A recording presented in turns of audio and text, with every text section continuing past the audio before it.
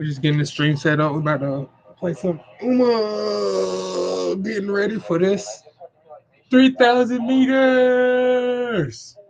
It's about to go down. I think this weekend is when it starts. So, you know, we're gonna get it right, get it tight before it's time to run. Get it right. Now, where's my wireless headphones? Oh, here they are. You know, I never thought I'd have problems keeping up with wireless headphones, but daggone it if the wireless part ain't the issue. And the wire used to always get in the way. Now it's the problem.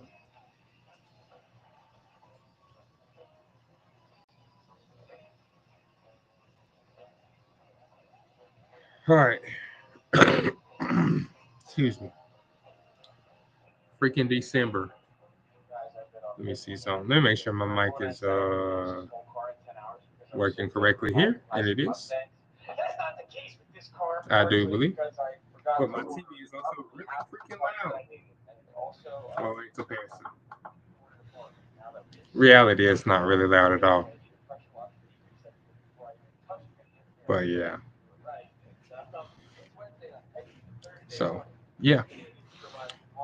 We're gonna get this started. Where's my mouse at? I have a wireless mouse too. My mouse ran away. Not a pet mouse. Mouse. Here we go. Found it. It fell off the table.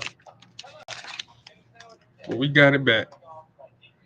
Oh, my back hurts.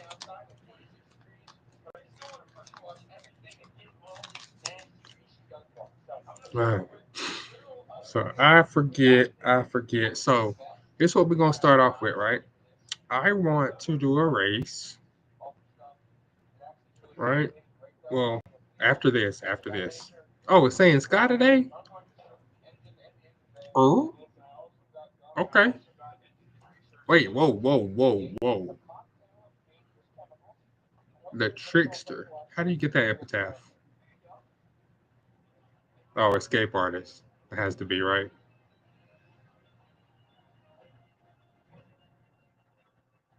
What kind of stats are these, bro?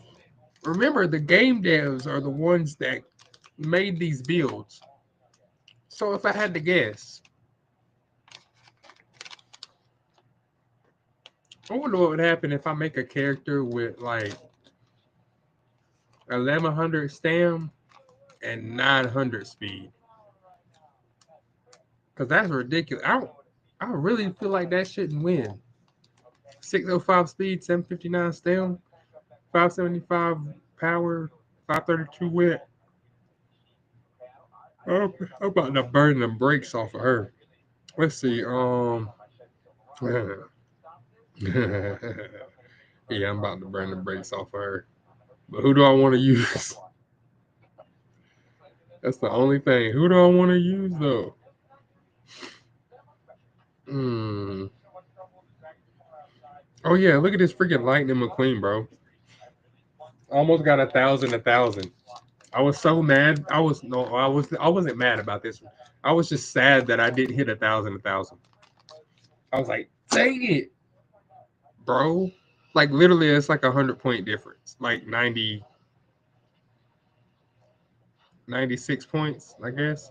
95 points. Anyways, let's see. Where's that tail I made last night? Oh, it's right here. I went right by it. I wanted it to have more wit or and stamina, but well, if only the career was a little bit longer. Like you would think if they like with the Unity Cup, right? You would think running the Unity Cup and running the URA finale, that means that the career is going to be like 3 weeks longer, right? Or 3 months longer, I guess. No, I thought the Unity Cup was just gonna be longer in general because I mean it only makes sense. Like looking in from the outside and not playing the Japanese version of the game, I didn't know they just added in a whole bunch of stuff to buff your character faster. If that makes sense, I didn't realize they just added a whole bunch of stuff to just buff you faster. Career mode still the same length. Which brings me to my next question: how are we supposed to get 30 wins in one career mode run?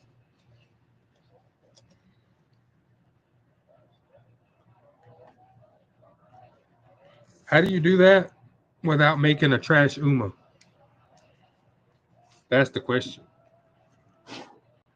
How do you do higher posted runs without having a trash Uma? That's all I want to know. That's the only reason I ain't went after the 30 win career run or 26, 25 career run. It's one of those. I think it's all three of those actually. Then there's one. I don't know why they got one for 25 wins, 26 wins, and 30.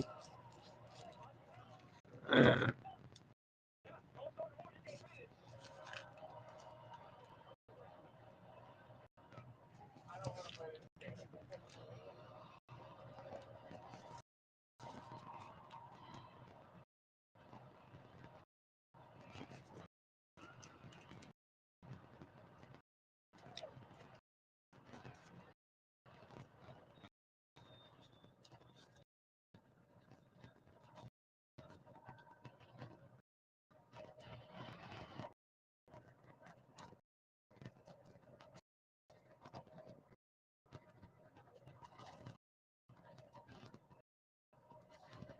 oh, wow.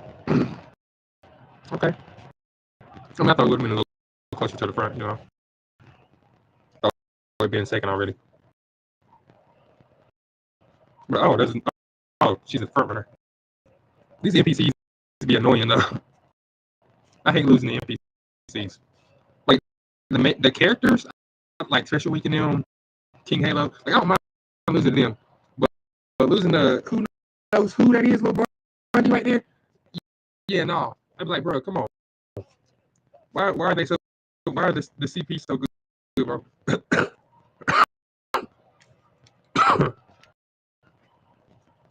Why the CP so good, bro? They play no part in the story at all, or the character development, or the characters themselves. Like those two. It's like it's randomly. I think they're randomly generated characters.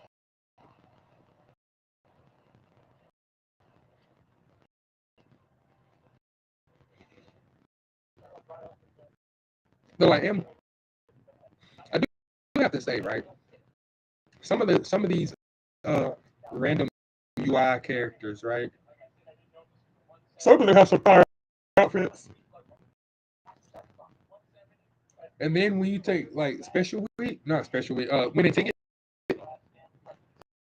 ticket side costume is better than her running costume. Where she's in her beanie with her shirt tied around her waist, and she's just in jeans and a t-shirt.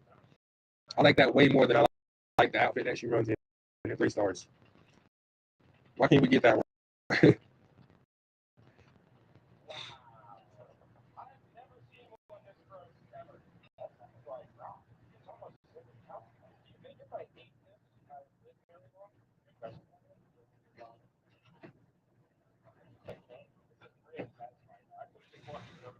By distance, my boy. Good job. I knew she was gonna win by a lot, but yeah. Saying Sky. See why I thought that wasn't gonna work.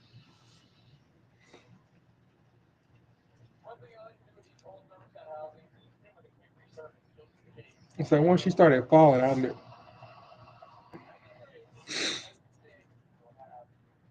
I was like, now that might work if she had 1100 stamina and 900, between 900 and 1000 speed. Then you're talking. Then you're talking. Why'd I do that? And I still got two more races. Oh well. Go ahead, Bob. I'm here. I'm here. Might as well buy them now.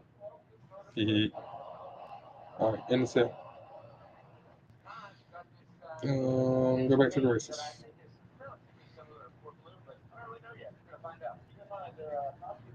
Yep. Okay.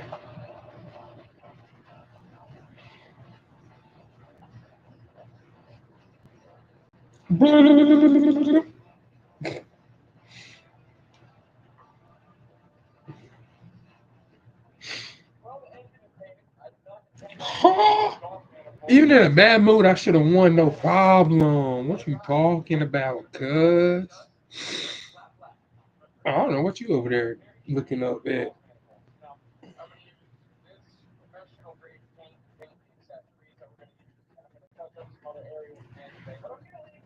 You got lucky.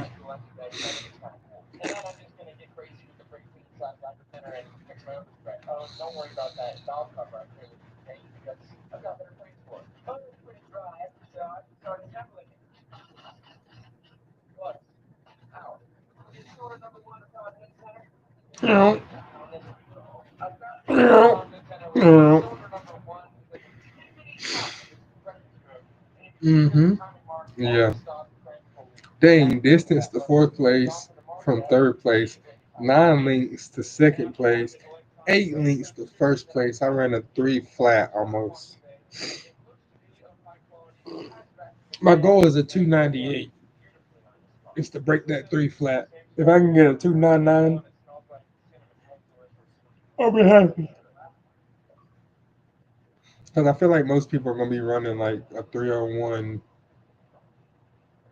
That's what I'm saying. That's where most people are going to be.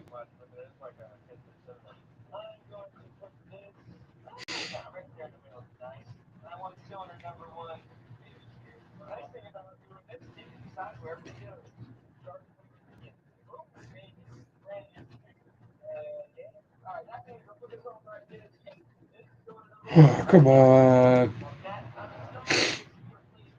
It's gonna start that. It's gonna start it in the middle of the week again.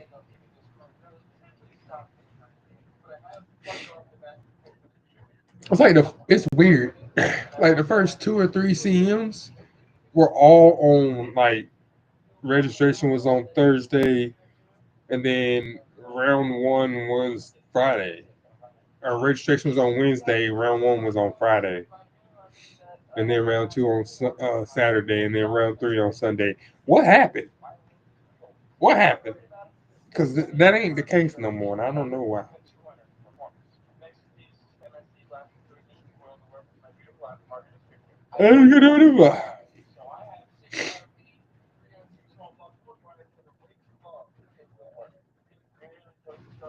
Sheesh.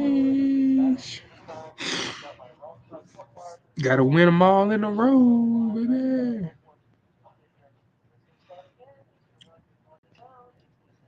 Yeah.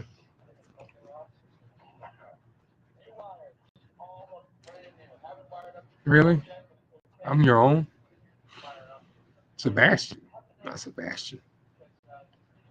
Unless you're talking about Sebastian the Crab.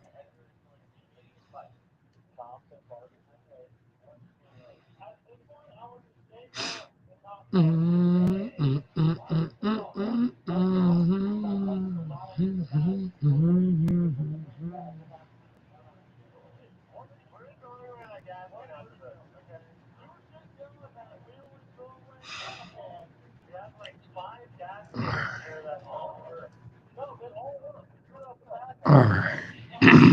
All right.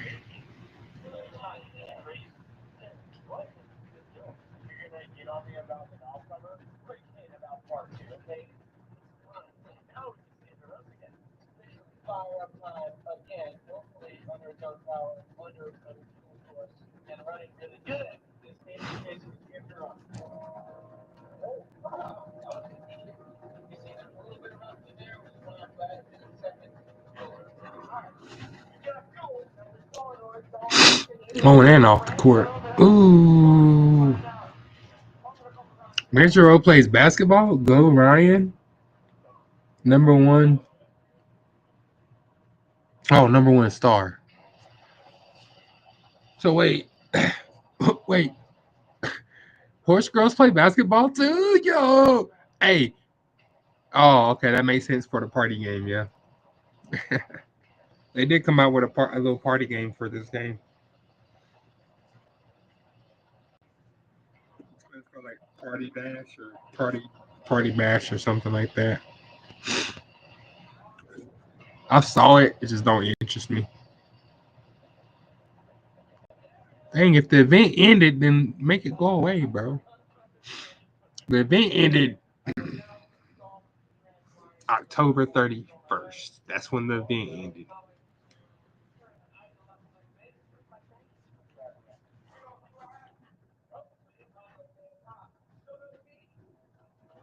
At least for me. It should have started October 25th. It should have ended November 2nd. But for some odd reason, it just kept it going. Also, with the October, with the Halloween stuff, how come they didn't put that stuff in October? Uh,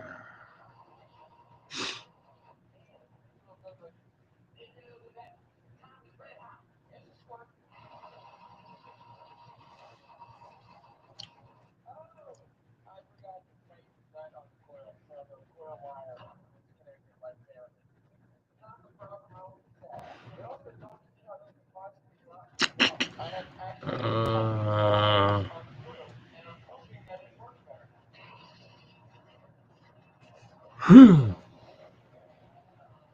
all right, because I like Marzinski.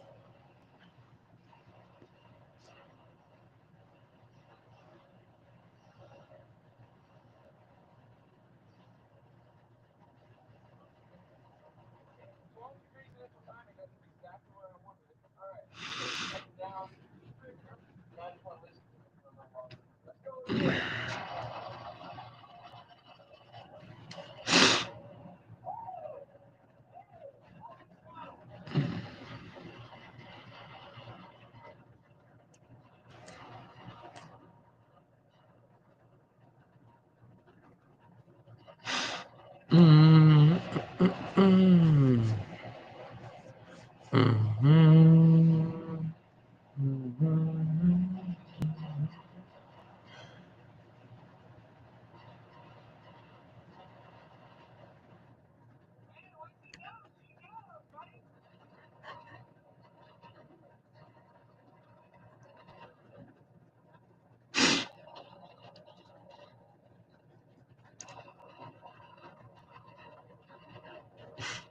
Where's my? Not you.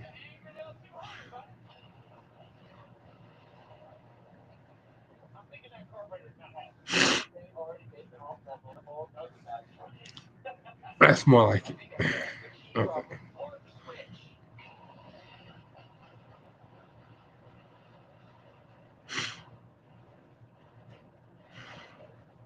Uh, Gotta give me more points than that. We need more points than that. What was that? Come on, buddy.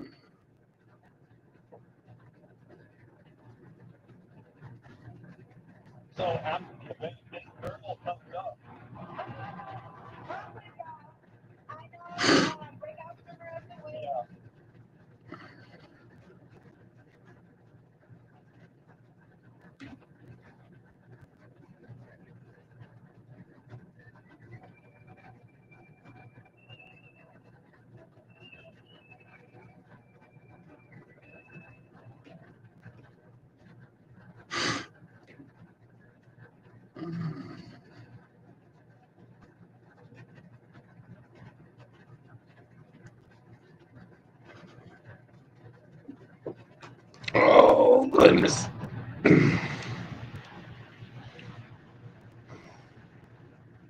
On February 27th, 2025, I bought Kawakami FC, a fifth division professional football club based in Virginia. I came in when we were at rock bottom, second to last on the single, homelessness, food insecurity, and a variety of other issues plaguing the club at the end of the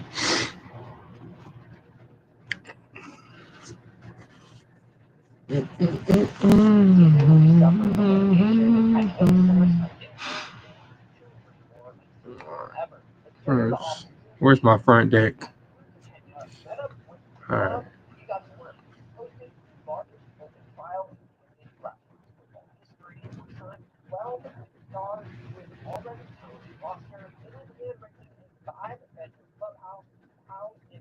All our players, allowing them to focus 100% on football with no distractions. Only one issue remains. We were burning cash at an alarming rate. All of our new investments in the club were starting to add up, and I knew that if things didn't turn around, bankruptcy was inevitable. But on October 5th, everything changed. Our road to the KPL Sweet. Need that. Go boom, boom, boom, boom, boom, boom. Everything looks good now.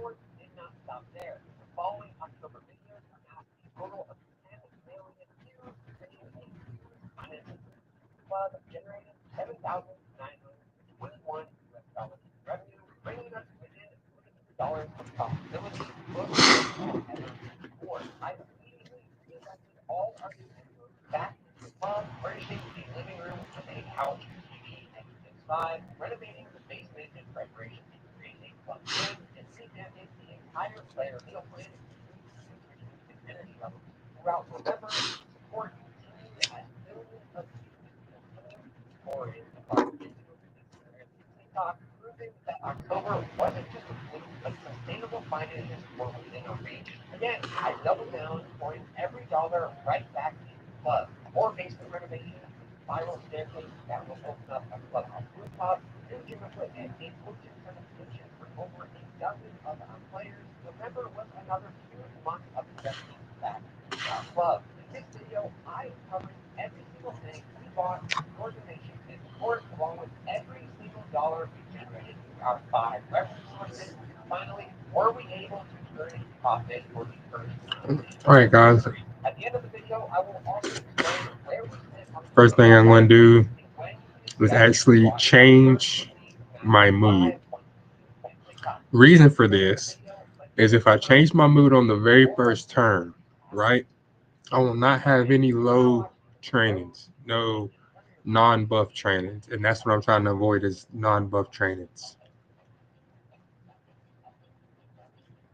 Okay, we didn't get a great mood off that one, but that's okay. So now we come over here, and I'm going to take the stem.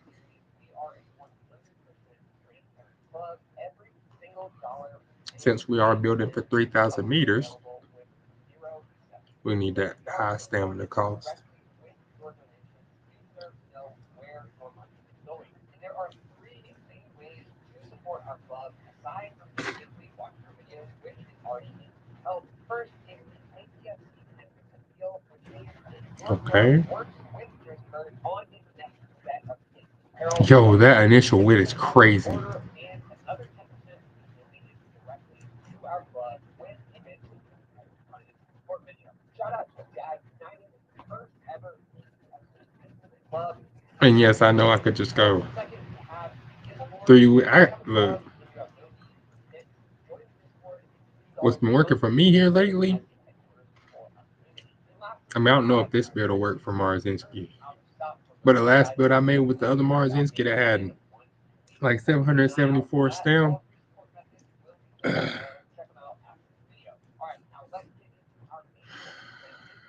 4 speed and 2 stamina cards. I ain't even used any wit cards and still got 500 something wit.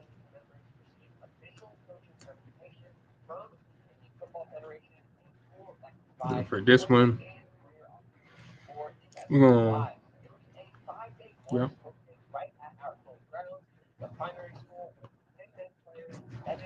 Now,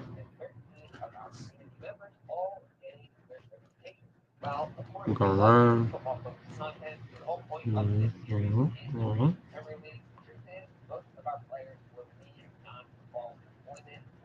Here, we could train or I can rest.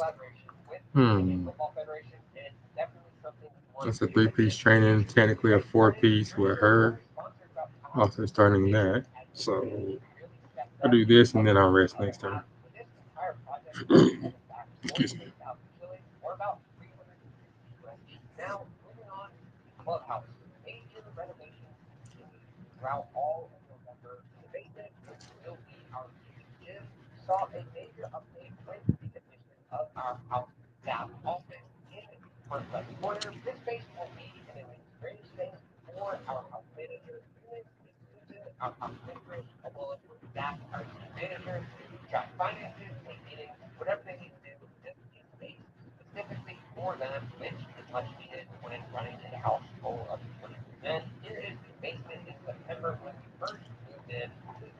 I didn't realize, something, this is going to be completely off topic.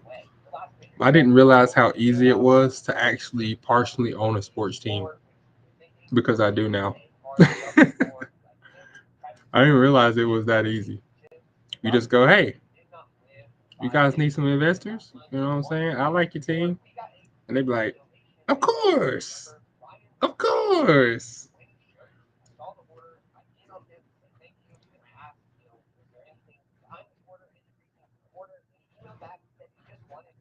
I guess technically I am a business owner now.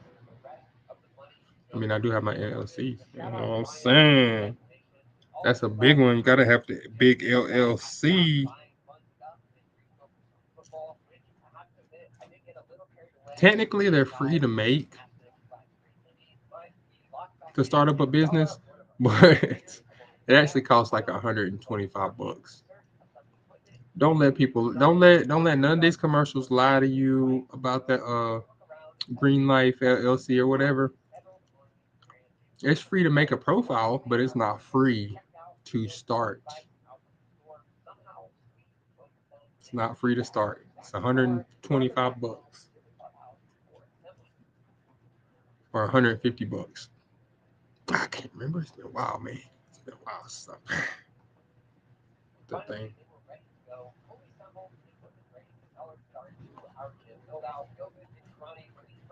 It's kind of messed up.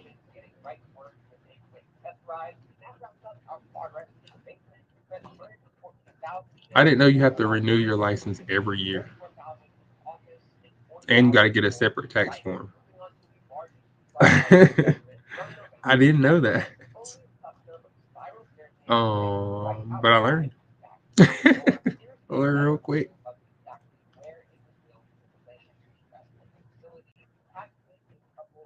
I think it was like what was it called? A W-4, I think.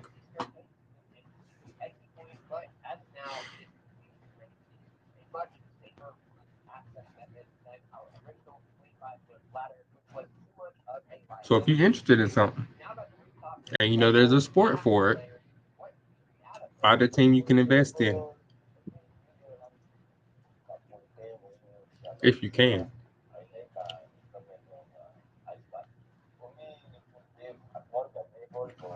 Obviously don't invest in something that's going to put you in debt like on a normal basis.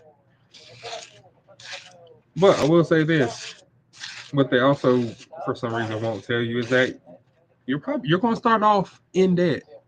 That's how that works. You start off in debt because you have to buy the assets, right? And promotion and all that stuff. And then let the team do its thing because you got to get your logo or your name or your business name on their uniform, which is going to cost money, right?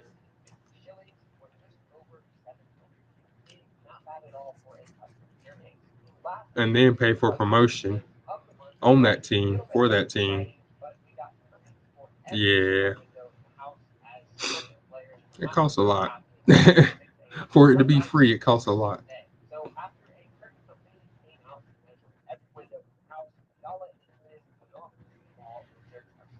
What I want to invest in is a gaming team, a G League, a G League team.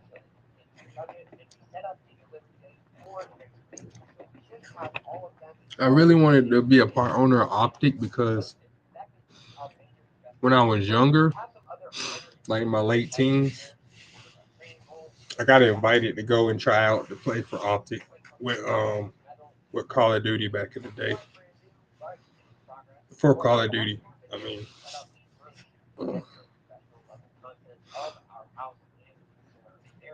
well, obviously I had no way to go to the camp or whatever back then. I don't know the house, I guess.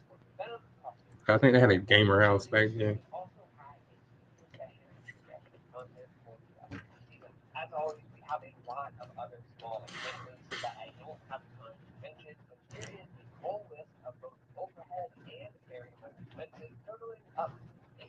Okay, couple power trainings for training purposes is why I clicked on power. Literally, like that'd be the only thing with training with the Unity Cup is like you have to balance on top of the normal training. You got to balance the freaking obviously the extra teammates, but like I was saying earlier, we're going to try and get our primary team up first. That sucks that they're there because I do want to use them. See, there they go again, though. What are they on? Guts. Neither one of them are guts cards. They're not even close. They're two away, matter of fact. I mean, you're all the way over here on wig. Like, what are you doing? Let's see this one because it does train speed and power.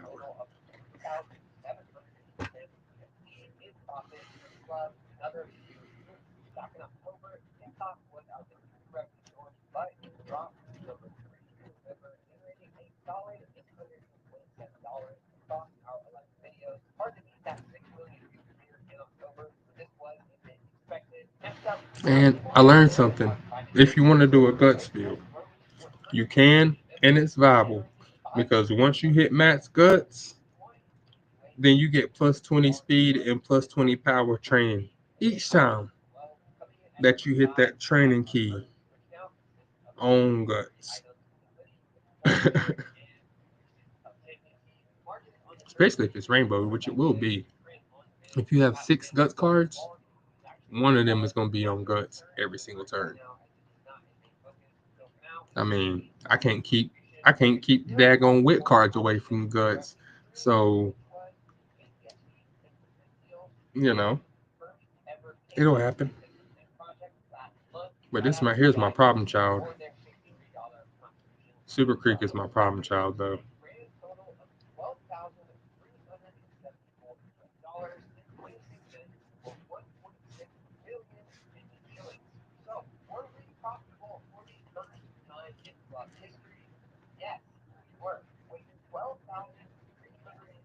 Okay, so we're racing against a E ranked team for the first race. So we need to at least be E ranked. Should be able to help that here. Ooh, should be able to help that out a little bit here. Spoil bus. Project is looking more sustainable than ever. Once our November YouTube check Uh, comes in, we will set aside some funds, likely start building a facility. Improvement fund shapes our green and but as always, all financials will be 100% public, 100% transparent. Every single shilling will be accounted for, so you guys can always know exactly where your donations are going. That completes our November financial report. Now, before I end the video, a quick recap of where we stand on the Focus. football side of things. Due to some movement of clubs in and Focus. out of Division Two, the fourth tier of Focus, college Super Creek. football, our status and Focus. placement has not been finalized yet. We will receive a decision from the Federation today, November 3rd, on which we will be putting in and when our first movement will be, which will be live streamed on both YouTube and TikTok. Of course, we have been staying active with daily training sessions and weekly friendlies. Last week, we played at Atlanta, a second-tier National Super League team that lost 3-1 behind. This is a club one step below the Premier League. They played their starting 11 throughout the entire first half. Overall, I think it was a great showing, and I cannot wait to get into our actual team matches and see what damage we can do. Our one goal was a weak penalty, still I was pretty happy. Give her something slight. That's all I got for this video. I hope you enjoyed this one. Drop a like, comment where you're watching from. I think we have 100 by now.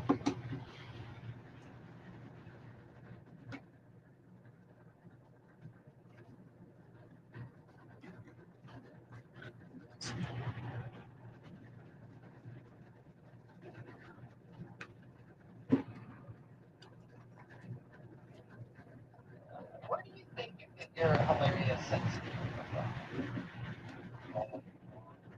okay, that is the correct answer. That is straight.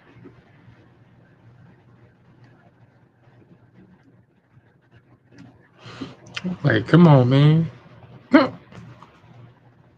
Boot it up. Boot it up.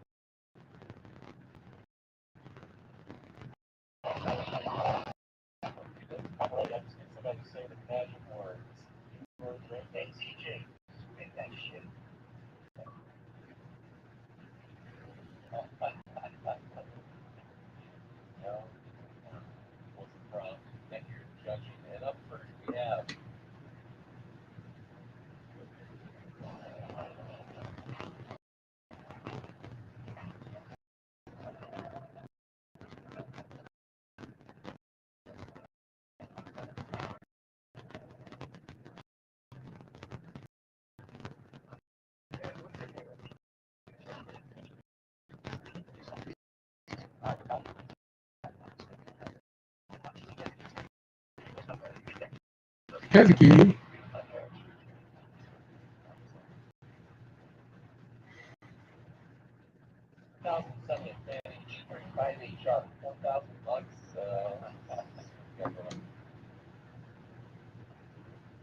Mm,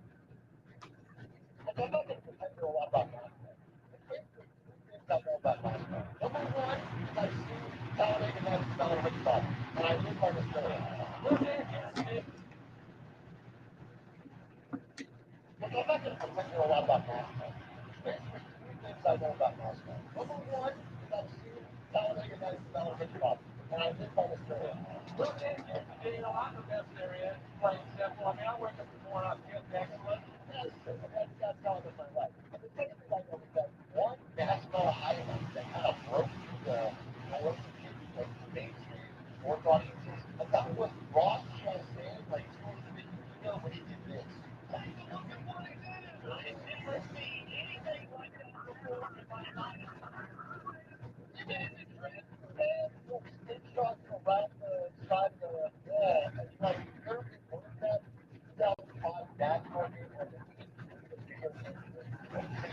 I gotta get a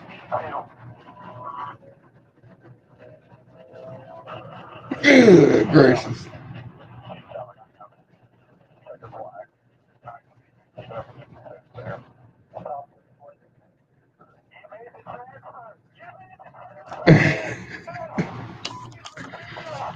Ridiculous.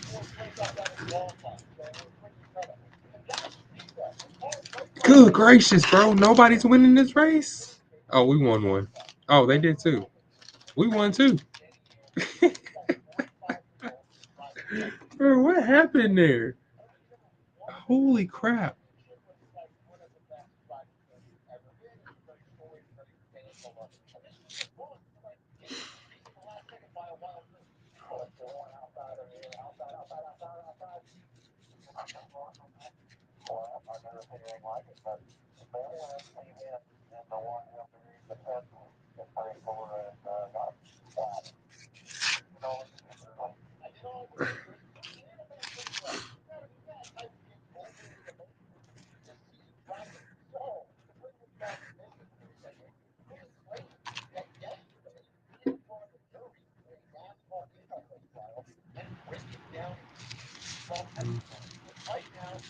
I was trying to decide whether I want to do energy or speed. So, I mean, obviously I chose speed this time. Sometimes I do energy there. Let's look at our stats real quick. Wit's looking good. Speed's looking good for right here in the career. Stam's a little low. Power looks normal.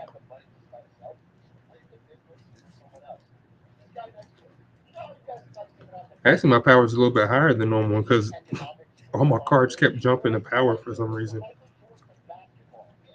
to train. All right. See, there they go again. Nobody over here. my my freaking stamp cards are on power. My wit cards are on guts. That means my speed cards are on wit, bro. What the is going on, bro? I need everybody to slide to the side, like one way. I need y'all two to go right. I need everybody else to go left. Good Jesus, man, this just ain't fair. I'm not training guts, not without guts cards. Mm, you serious? I just don't want to help me out. My own deck is trying to kill me. Not literally, but my run. My own deck is trying to kill my run.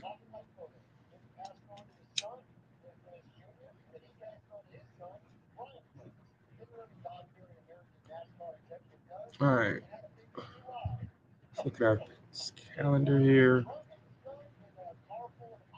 We hit our goal of 300 speed in the first year, in our junior year. Now we gotta hit. For me, I gotta hit like 620s, hit 650 by the time senior year starts.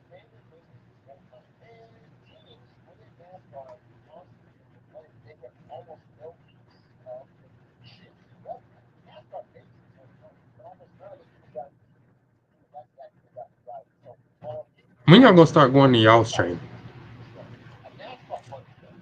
Back in the normal mood. God, dog, bro. They just don't like listening. I tell you what.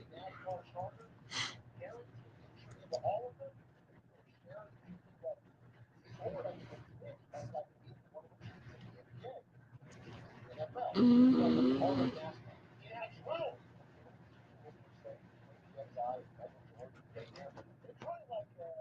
should be all right for tomorrow.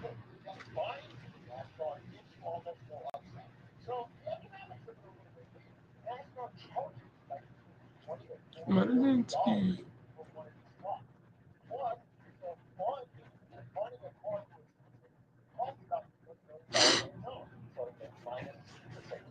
All right. Let's see.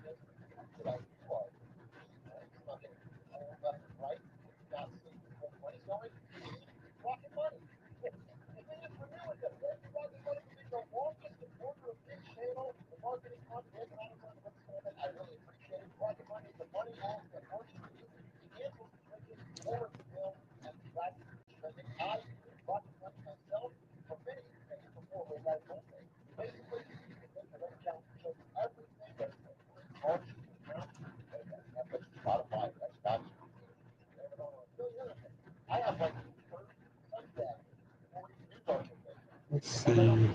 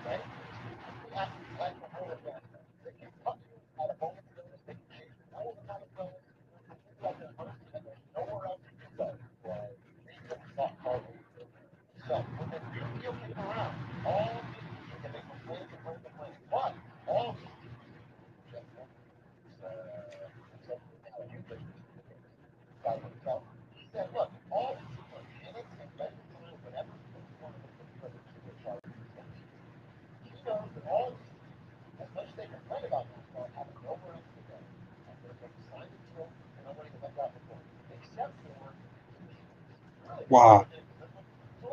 Wow. I've won that race with lower stats. I'm talking about coming fifth for or sixth. Wow. I guess fifth. Why you coming fifth?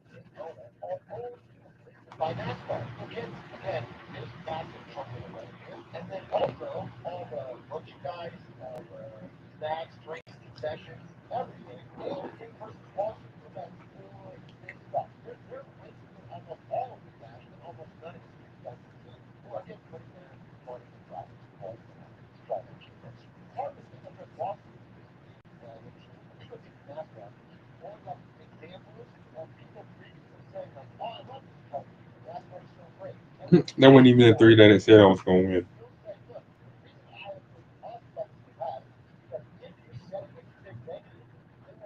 Or had a good chance of winning.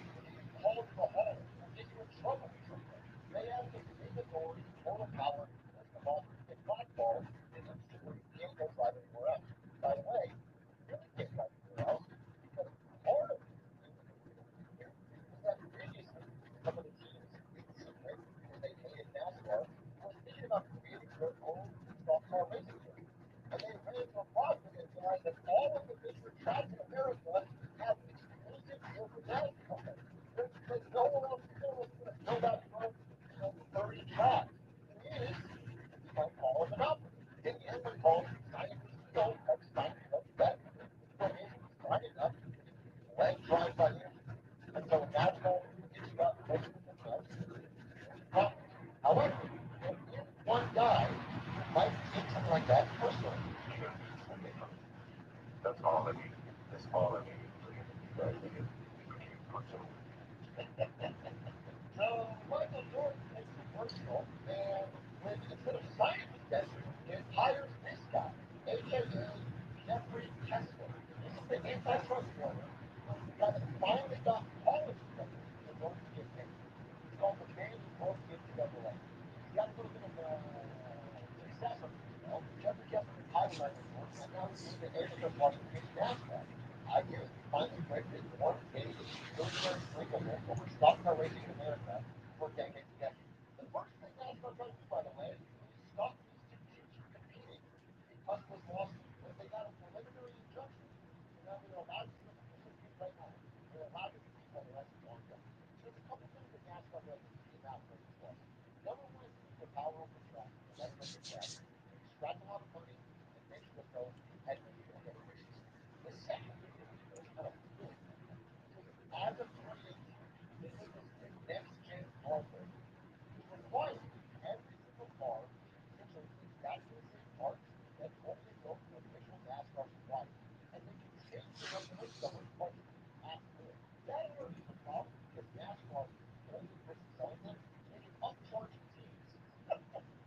They can make a big off it seem like some of the parts they're forced to have.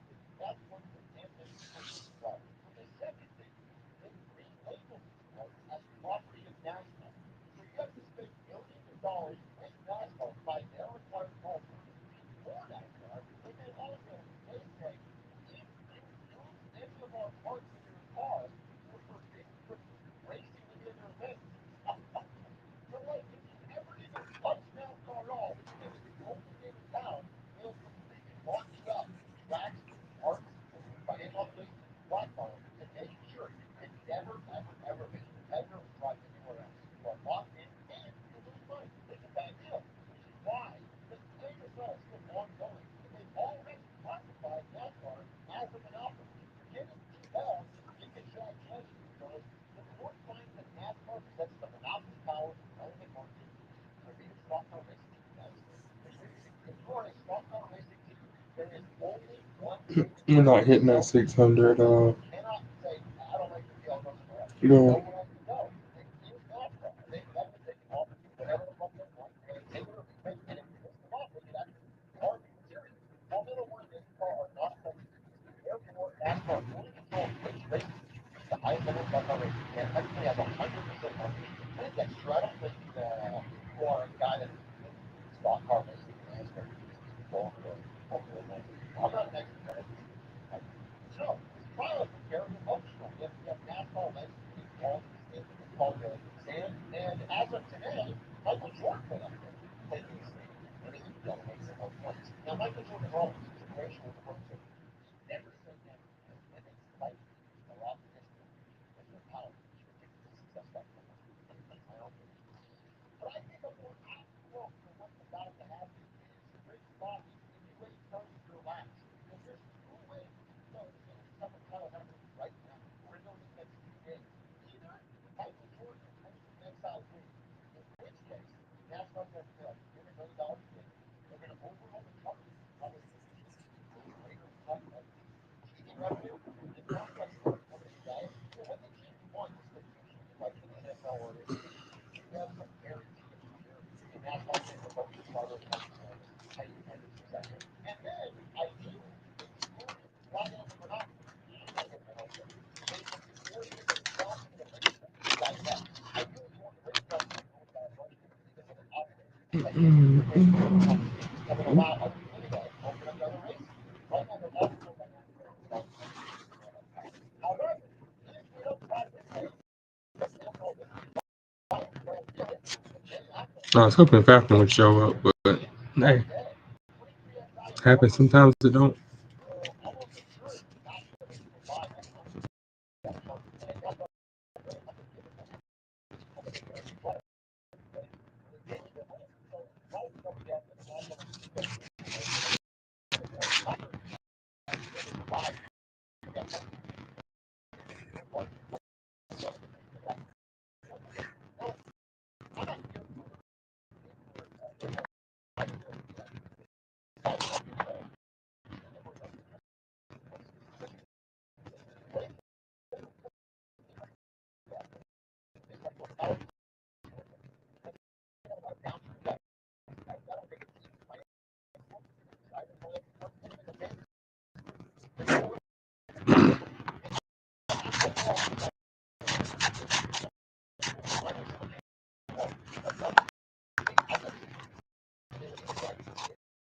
She got a good knee on that body. See if she can hold it.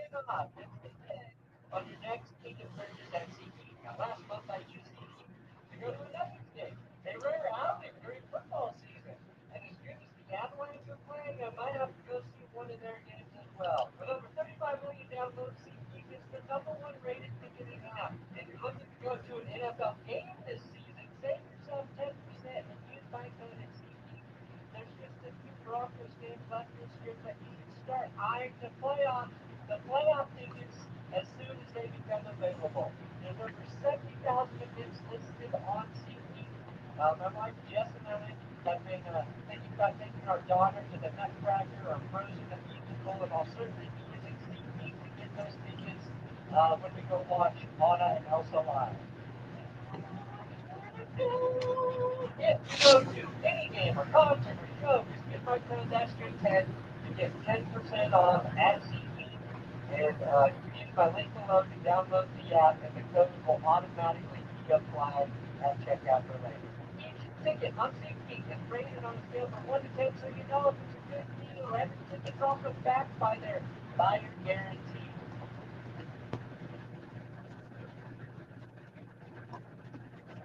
Let's flash back to the 2017 season. The Dallas Cowboys had just won 13 games under Hey, rookie I got a quarterback question, right? Prescott.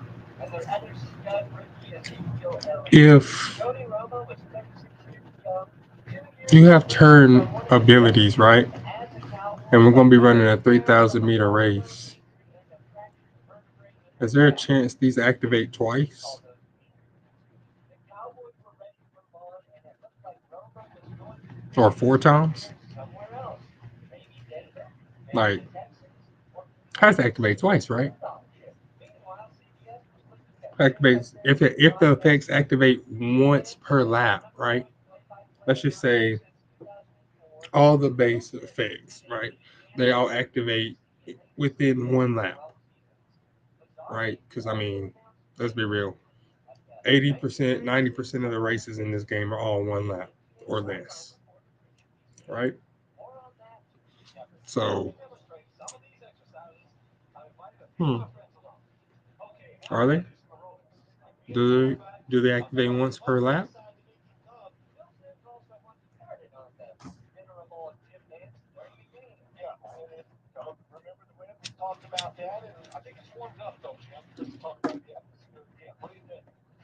Or once per race?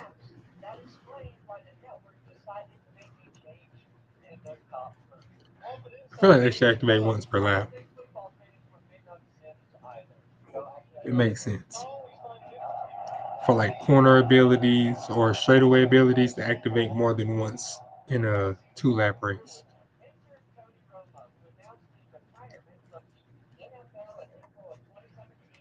A bit of a surprise, but not a complete shock given his recent injuries. I was surprised He also that the stayed straightaway with the abilities Dallas Mavericks for 1 minute, did not try to finishing his activate career like with 10 every straight straightaway. minutes. That didn't stop Like, Chico Harrison from trying to trade him. Romo was almost immediately snatched up by CBS, which was not a huge stretch of the imagination, but relatively okay, no inside scoop. controversy. That he immediately took over for Sims as the top color guy next to Nance over veteran broadcasters like Dan Fouts, Jim Green, or Rich Gannon. And that's not shocking today because we've seen Tom Brady get that gig with absolutely no experience. But at the time, guys like Roy Aikman, Chris Collinsworth, and John Gruden had either gotten reps in lower broadcasting tiers or had co-color commentators next to them in the booth when they started. That was not the case for Tony Romo. Some of them, like Gruden, were not built for a three-man booth. Before you start spitting out all these, oh, hey, a lot of guys, you better get who's available because our guy on here right now. Okay, we're having around him. That's why it's 31 flavors ice cream. Of course, not everyone was thrilled about the fanfare that Romo was getting post-retirement and during his recruiting process. Well, I'm going to call out my own network here, ESPN, Fox, and NBC, and CBS, and ESPN, everybody, and their grandmother. One Tony Romo, Mr. Two playoff victory, Tony Romo. Let me call out my own network here. Yes, my own network, that's Big Sports. The guy who runs this operation is fraud. You can go back to the Mike Dutt footage of Tony Romo and tell that he had an infectious personality, he was quick, and that he was going to make a smooth transition into the media whenever he wanted. Such a nice planner. Every talk to the going to face that you can't win a playoff game or you can't do this until you win one. I know what they say. Well, you have to yourself out. He had a good sense of humor. He was confident with reporters, and for better or worse, he was incredibly self-aware in his sport. Well, that can be a rare quality.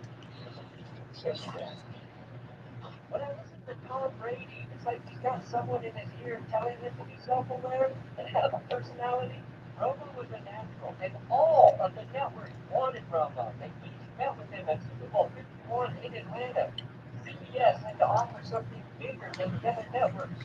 And that meant giving him the biggest chair on the network. Romo got 8 minutes of rehearsal with Jim Nance, but he actually did a ton of his preparation calling games of the Madden video game with Henry Kimmel and Cousin Sal. I was like, you know what you should do? You should watch Madden and see what the play-by-play is and the color commentary, and then you can see which one to stay away from or go with. He's like, that's a great idea. So he puts Madden on.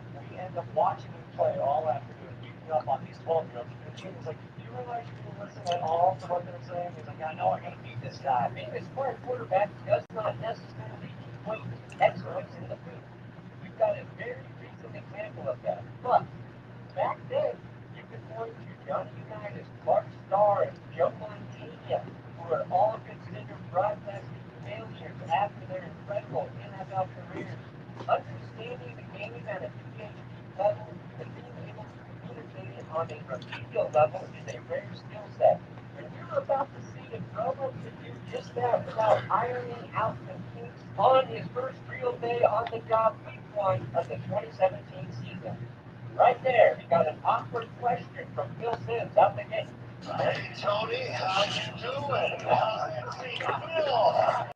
Turns out Romo did the scene perfectly. It was an instant success, and you can see it right off the bat in that first game between Let's go for rank 4, baby. Because I think you get a plus 50 stat boost to all your stats and all your teammate stats if we win this race. Comes in handy against Team Zenith. Comes in real handy. That's what I was saying earlier. Get your partners trained up first, then worry about the team. But you got to do the partners within the first year and a half. Holy crap, bro! Marziski, freaking right, man, freaking Grass Wonder, bro. Are you serious? Ah, nah, cuz that's crazy. Nah, that's crazy, but that's okay. Cause you don't have to be in the top 10 to race teams in it. But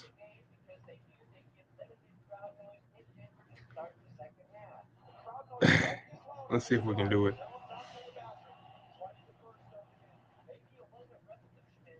Shame. You got to get your team rating to jump up quick.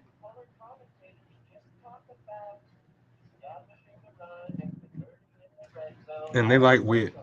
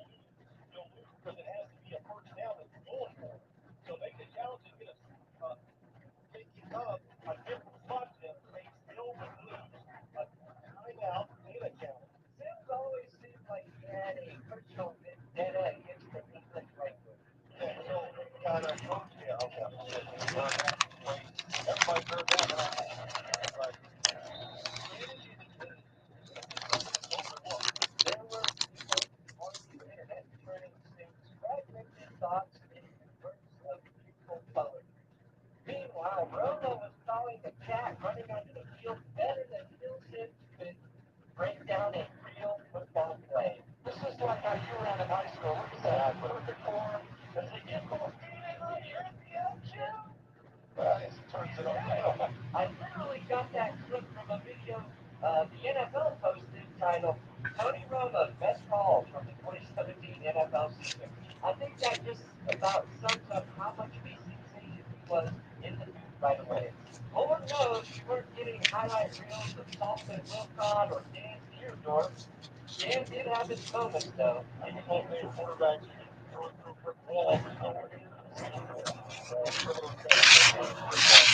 It's kind of like the Romo effect trickled down to all across America. Calling a game was no longer a matter of life or death. Broadcasters were allowed to joke around and have a little fun announcing a game for children. The Ringer's Brian Curtis wrote in 2024 that today I hear Romo's voice everywhere. I hear it in Fox's Greg Olson. 2 years ago, when Mark Sanchez called a game in London, I swore that a midnight ceremony had been performed to allow Romo to inhabit Sanchez's body. Wait, is Tony Romo the real reason why Sanchez got stabbed? Did Romo feel that too?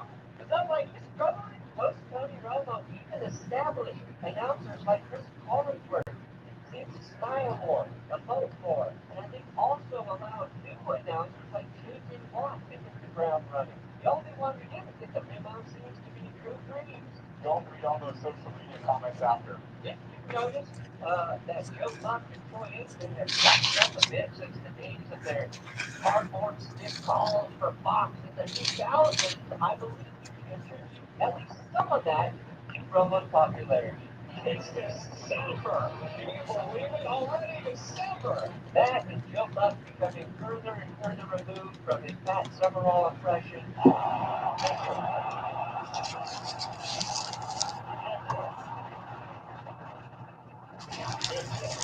And his fake outrage over Randy Moss running the stand at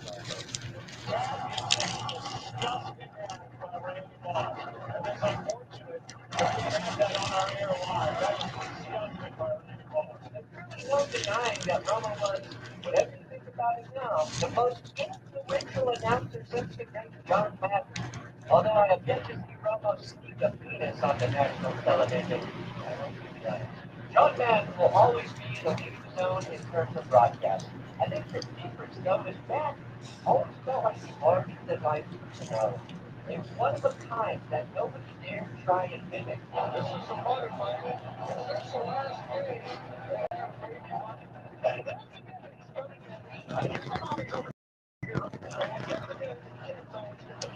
Romo had more of an everyman type personality that shifted how the pros and the pros would talk about the game. Only Romo is that guy. I think in a way, too, Romo's intelligence is all. What am I surprised?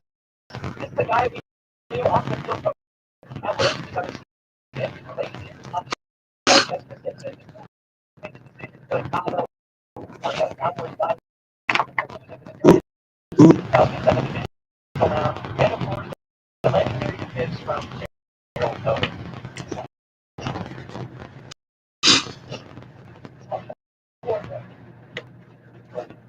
but it felt like we were getting unfettered access to a unique life just to keep up with the field itself.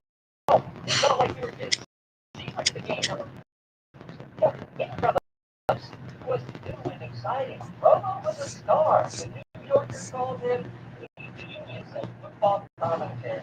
And he might have peaked in the 2018 Okay, but still looking good at the halfway point. he played pro by the goal. He would make the end of the overtime together. 2 weeks later, Romo called his first Super Bowl. 2 years after that, CBS They're just going to allow us to keep our gap so they don't close in on the final turn. That's why I like that ability. I was going to pair it with Falcon, but I chose against that.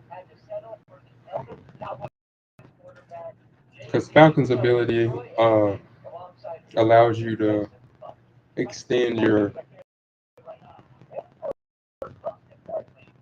lead at any point in the race when you're challenged for the lead.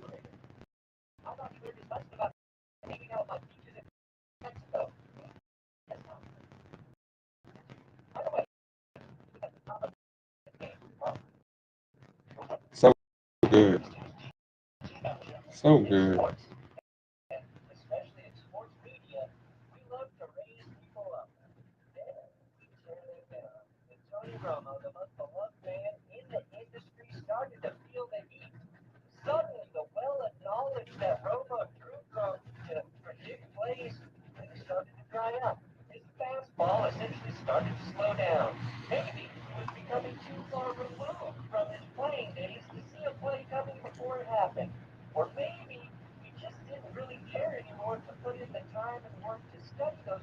Okay. like he had before receiving his massive contract. People have theorized that Romo was told to stop predicting plays by CBS, and Romo himself acknowledged back in 2020 that his biggest asset wasn't necessarily a planned strategy, but something that happened naturally. I don't think CBS ever told Romo to stop, and I don't believe the NFL had an issue with him predicting plays either. Why would they? That's sports. Money, jewelry. It was the first time an announcer was drawing publicity for simply being great at his job. I'm not sure if it ever took away from the surprise of the game as it unfolded. Personally, I think it added to the experience. What I do think happened was that Romo got rusty. Now, several years removed from an actual quarterback's room, and his coordinators and coaches he played against himself departed the league. He couldn't fall back on previous knowledge gleaned during his playing career. And trying to pick up tendencies, formations, and anything else by yourself is probably really, really hard. Brian Curtis also wrote for The Ringer that other announcers thought they could do the same thing as Romo, predicting plays, but they didn't think they were allowed to do it. Romo can still occasionally dip into his bag of tricks, as he exhibited in the Chiefs Cowboys Thanksgiving game. Nobody's helping over the top over here. There's flicks. And And again in the Bills Steelers game a few days later, calling out a Ty Johnson alert on 4th and 1. Ty Johnson's here, though. Alert. Oswald goes to Johnson. Johnson.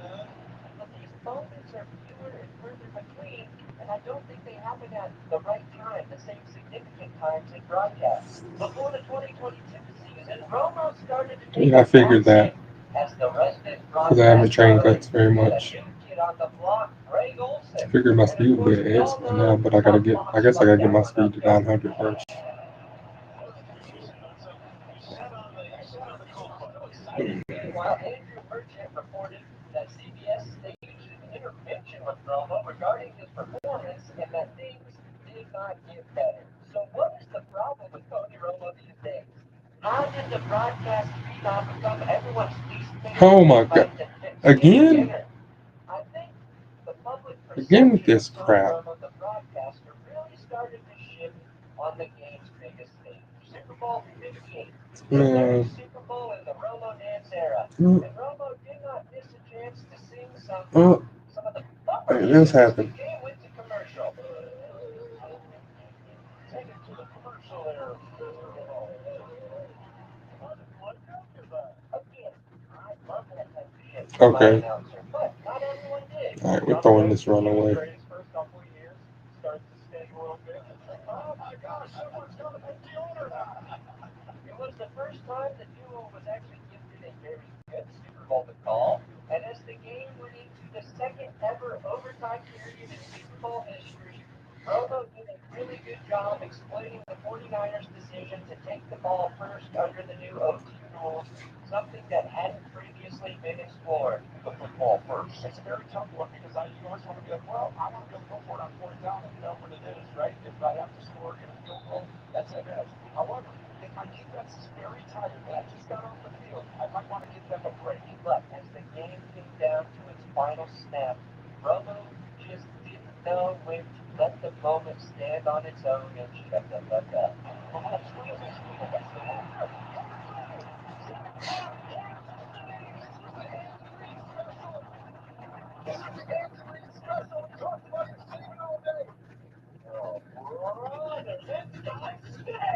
Steve Gardner wrote for USA Today that Romo failed to give the historic moment time to breathe, immediately jumping into an analysis of the play call, the midseason trade for Hardman and Mahomes' place in history.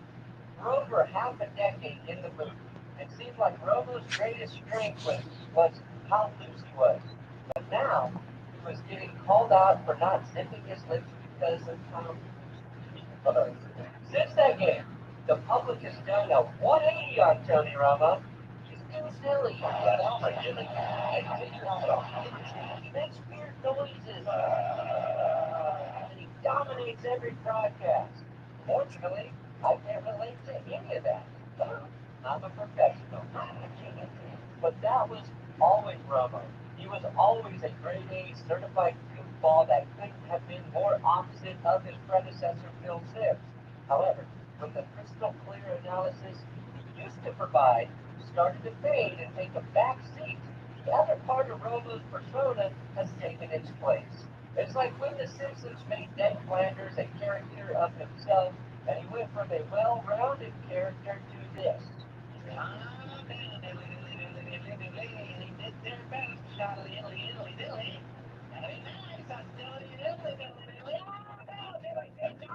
Robo 2 is facilitated his own flanderization. I think there's more to it, though. I almost feel bad saying this, but I think Jim Nance has lost a step as a play-by-play man, which unfortunately happens to the best of them. We say the same thing about Al Michaels, to dig inward to all of the greats. As Nance gets a little older and maybe a little less cinematic with his iconic voice, the more we notice Romo's outlandishness by contrast. They've always had a bit of a weird dynamic. There were rumors when they started that Nance fucking hated Romo. The difference in age and broadcasting style seemed like it brought out a different side of Jim Nance at first, but now they both seem to be declining alongside each other.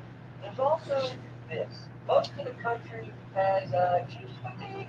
Chiefs fatigue. They play in the AFC. They have been relevant since Romo has been in the booth, and therefore they get a lot of number one CBS games. Not to mention playoff games and Super Bowls. Nance and Romo are the soundtrack to the Chiefs dynasty, the same way Nance and Sims were to the Patriots, the same way Patton and Summerall were to the 49ers and Cowboys. If you're tired of the Chiefs, you're probably tired of the guys who narrate their success or lack thereof recently. And maybe it doesn't help that Tony Romo is in awe of every Patrick Mahomes play and everything Mahomes does on the field. He's got such great instincts. Sometimes it does feel like we turn on the TV on Sundays and we all just happen upon Tony Romo having a good sesh in the booth. Disgusting. We just came off a stretch when Vance and Romo called four Kansas City Chiefs games in big windows for everyone to watch, and that certainly feels a little egregious for a team that's just 6-6. It is overkill, and the fans are tired of it. And I think regardless of what broadcaster you are, and that's a difficult situation to be in. And I also think Romo has done the impossible. And he is now more known for glazing Mahomes than even one Chris Collinsworth. And then he's going to get whacked again. I mean, he's just a fighter. He really is. He's just a fighter. Where you lose the audience is when Dak Prescott and CeeDee Lamb connect on a deep pass, a big play, and you use that moment as an opportunity to compare Dak Prescott to Patrick Mahomes. I'm going deep with the adjustment that we've seen Patrick Mahomes. Kelsey, that team makes so many years. The Cowboys just did to the Chiefs. That's a moment that doesn't need a Mahomes Kelsey home. And Tony went there. Now I mentioned that in sports media, audiences love to tear people down as soon as they have built them up. It's my greatest fear. Romo is the perfect case of that. Sure, he's evolved in some ways. He's been flanderized, but he's also a victim of the social media era in ways that his predecessors were not. Bill Simmons was not getting clipped to death on Twitter every week, which is a shame because I think I could have made a pretty good living off of Sims alone. Man, that is the dumbest damn thing I've ever heard. Speaking of, We weren't all rushing to our phones to complain about Howard Cosell in the 70s. Instead, people in Denver thought Cosell had such an anti-Broncos bias that on Monday nights during halftime when Cosell's Monday Night Football highlight show came on, the winner of the nightly raffle got the right to throw a brick through an old black and white TV with Cosell's face showered upon the screen. People have always complained and hated announcers. It's not a novel thing for Tony Romo, but he is under a much, much larger microscope with the internet. I remember near the end of the John Madden era when he would get made fun of for being Captain Obvious. Now they're inside now, but inside isn't in the middle or on top. That's underneath, I think, isn't it? Yes, it is. They're down in here. Is this group here, I think? I remember him getting ripped to shreds for saying the Patriots should take a knee and send Super Bowl 36 into overtime. Minutes before Adam Vinatieri nailed the game-winning field goal in regulation.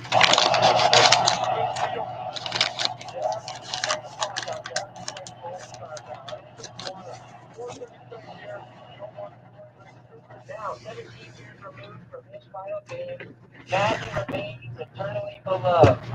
Well, not the video game, but the person, to be clear. Sports fans will always shit on announcers. It's in our DNA. Baseball fans hated Tim McCarver.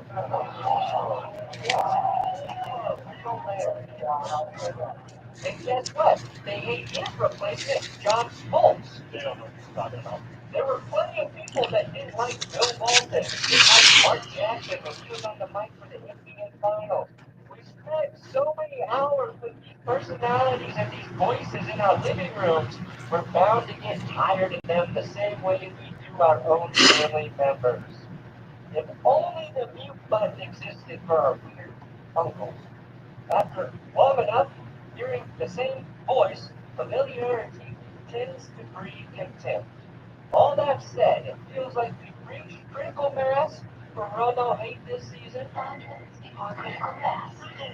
We're getting tweets about his commentary every time he's on TV, think pieces about it afterwards, and guess what? He's still on the books for CBS until 2030. Awful announcing made his contract the worst decision in sports media. In a lot of ways, it's hard to believe that we live in a world where Mark Sanchez got himself stabbed and arrested 2 nights before he was sent to call a Colts game, and Tony Romo still remains the most hated color commentator in the NFL. So yes, Romo has increased his sound effects during games. And not intentional sound effects like the ones Matt would do. You know, like they do in wrestling? Which does accurately predict plays. They're not in big moments, maybe a bit more nuanced. And honestly, people just expect it. Those predictions have become harder to hit as the NFL has evolved significantly since Romo left. All of that adds up to a collective opinion about it. CBS has to now decide whether they want to weather the noise or make a change. They've done it before, obviously, when they sent Phil Simms to the studio when he had multiple years left on his contract with the network. It wasn't as big as Romo's, but precedent is there for the network. I mean, what a full circle moment that would be. The man who replaced Sims, rising, falling, and ultimately suffering the same fate as the man whose throne he conquered. So what will happen to Tony Romo? I don't know, Jim. Thanks for watching Next Big Sports, please. Remember to subscribe to this channel. It's how we continue to succeed, move forward. And if I get enough subscribers, you too can shit on me one day like I'm Tony Romo. This team is geeky.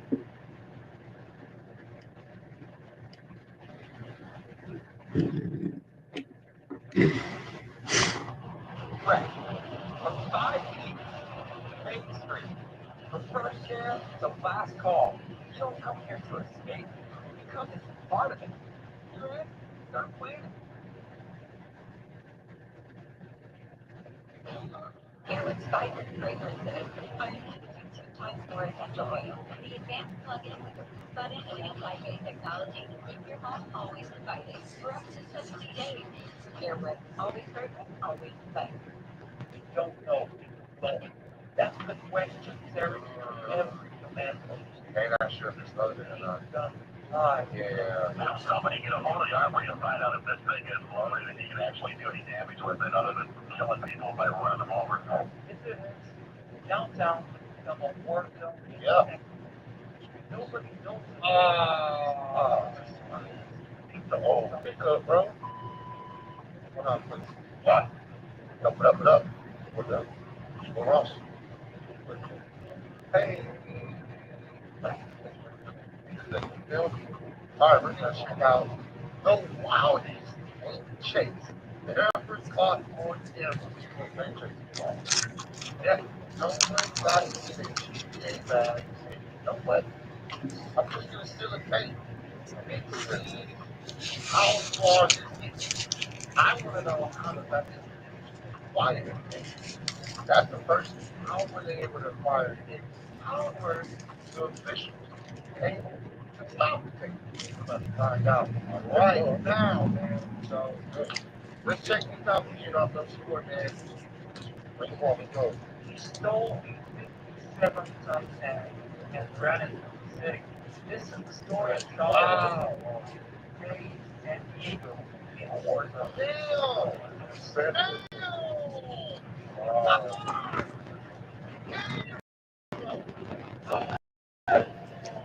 Bro, that's a hard piece, bro.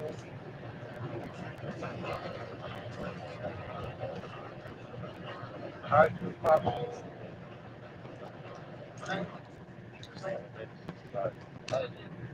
like someone said, hey, man, you should probably got the car. I go challenge you. How man, like, all this stuff, all this come outside.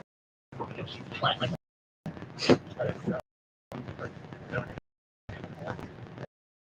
yeah. Yeah. Yeah. Yeah. I got a flat mouth. Take it.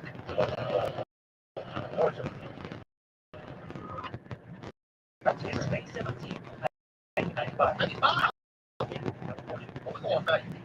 Burns down on streets that are all 40 years old. Traffic. At the California National Guard Armory in the Vista, the gate stands open. Holes that you can see in apartments. But then a man in a van pulls in. Nobody stops him. Nobody asks questions. He doesn't belong there. He knows exactly about the shots and he knows you're not your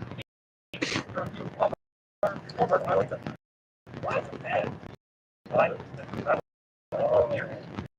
Marriage fall apart. Small fucker. Black. A motorcycle crash and back home. All over. 7 minutes in his backyard. My goal. Neighbors watched him mow his lawn at midnight. Police visits, possible lawsuits, eviction threats, his whole existence sinking in debt and despair. But Nelson also had a past that mattered that night. He trained at Fort Knox, served in the army in Germany. He knew tanks, knew their controls, their limits. For him, Park and the armory were not mysteries, but old acquaintances. That evening, Nelson breaks the locks of 3 bulky F-60 Batmobile, climbs inside one, and rolls the switches. The diesel coughs and roars. Treads blank. The fence doesn't slow him down. And just like that, the city becomes a battlefield. The F-60 is a Cold War brute, 57 tons, 105mm main guns, and armor thick enough to shrug off rifles and bow like mosquitoes. Tonight, the weapons aren't loaded, a fact that will save countless lives. The tank itself is a weapon, mass, speed, and steel. Nelson rolls into the neighborhood. At first, people stare confused. Maybe it's a parade, maybe it's training. Then we see what he does next. The destruction begins. A traffic light goes like paper. A hydrant explodes, sending a geyser high to the sky. A line of parked cars disappears beneath the treads. Just good. Yeah. Right. Utility poles snap. Entire blocks go dark. Police scramble. SWAT cars chase. Red light runs about the tank's 3 volts. I guess it burns out of gas. Pistols do nothing. Yeah. Shotguns do nothing. The police helicopter circles overhead. Spotlight catching the monster as it carves. I'm surprised it even has fuel in it. The pilot's voice, train but steady, rolling the videotape. The tank is fully equipped. We don't know if it's loaded. That's the question tearing through every command post. Hey, not sure if it's loaded or not. Gun live. Yeah. Have somebody get a hold of the armory and find out if this thing is loaded and you can actually do any damage with it other than killing people by running them over. If it is, downtown could become a war zone in Yep. seconds. Nobody knows if The old pickup, bro. on the ground, options vanish. Spike strips won't work. Yeah. Barricades, nothing. No. Well, no, I don't. To be honest Is with you. there another thing? Everywhere else That's the whole way. infrastructure, sign, poles, fences, parked vehicles. He doesn't chase people, but he doesn't care if they're near either. Civilians scatter from sidewalks, Clearly had a parents dragging kids, drivers, Yeah, he did. cars. At one The helicopter on point, officials even consider the unthinkable, calling the Marines or helicopters. But missiles flying in a city with a population of a Yeah, million, that's that's too risky. Bro. There has to be another way. The rampage stretches across Kearney Mesa onto surface sheets and into Dang, commercial zones. Nelson plows through an RV, It's the art. smashes through fences, carves a scar through asphalt.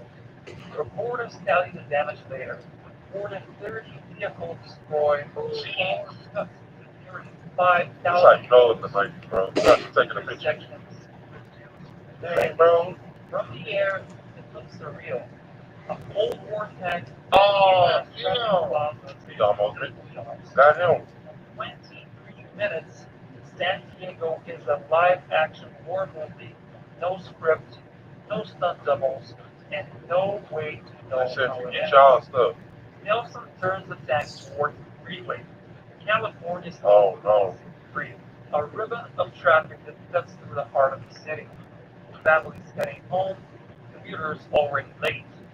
The tank climbs the on-ramp, forward into the pavement, Get out the way. traffic scatters every direction. Nelson heads for the center divide, tries to cross those oncoming lanes. It's a brutal move. That's what 57 he's stuck tons on. grinding up a concrete barrier 3 feet tall. For a moment, it looks like he'll make it.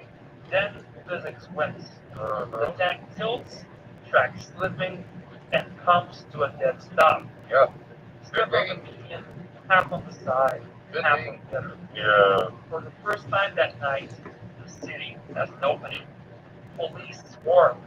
Officers clamber onto the hall, sliding on dust and paint. Below them, the freeway is frozen. Drivers Well, they got them dogs cars, right. Yeah. cameras rolling, kids pressed against the windows. The hatch is locked. Home is sliced. A circle of steel becomes an open wound. Inside, Nelson keeps fighting. He jerks the controls, revs the engine, rocking the machine in a desperate attempt to break free. If it slips, it could plunge into live traffic. The officers don't have time. They make the move. Shots echo, swallowed by the roar of diesel. Yep. The engine coughs, then dies. That's crazy. Rampage ends. Yeah, they When had the one hatch straight. opens, Nelson is mortally wounded.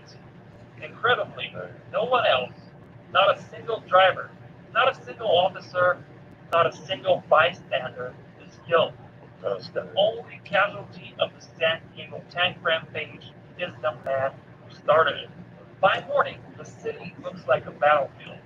That's Hydrants crazy. still gushing, assholes scarred, holes snapped into, dozens of vehicles Man, bro. left into scrap. One of the insurance companies. Climbs into the millions. The district attorney ruled the shooting justified.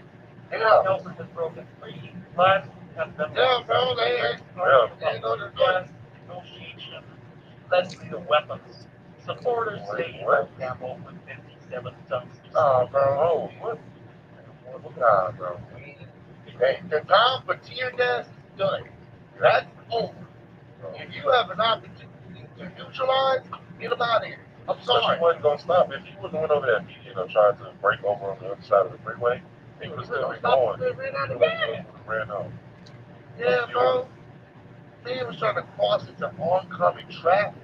Man, you trying to get home, you see a fucking tank in your way. Now, a lot of people freeze up in that type of stuff. Yeah. I mean, bro, if he decides to run you over in the party stuff, you're done.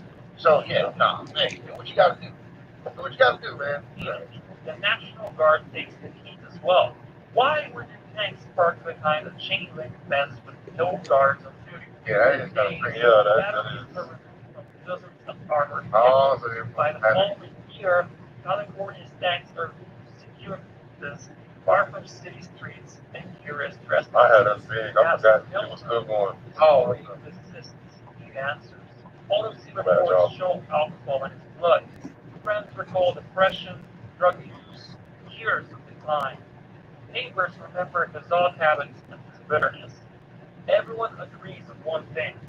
This wasn't political. It wasn't ideological.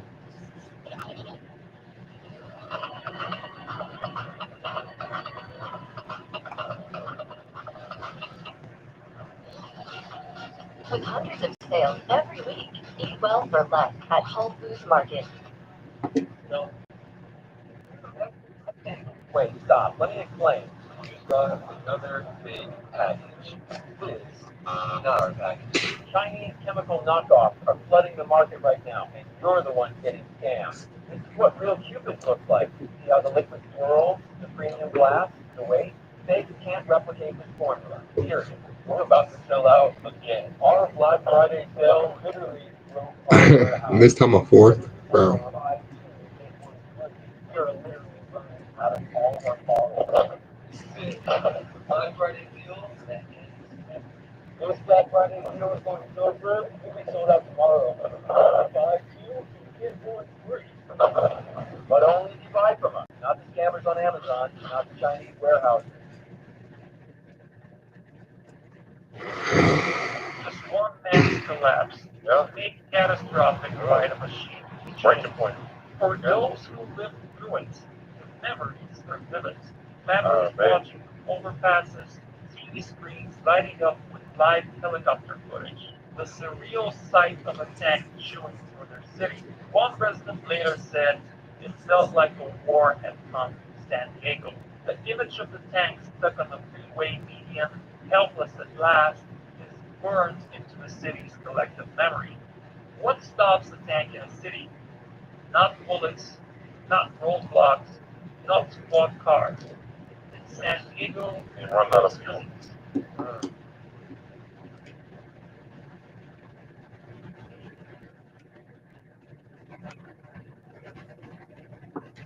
watch it. You think Oh, it's that good good? gracious. Cosplay day is something widespread enough that many have made a career of See, this is what I'd be confused about. always this way.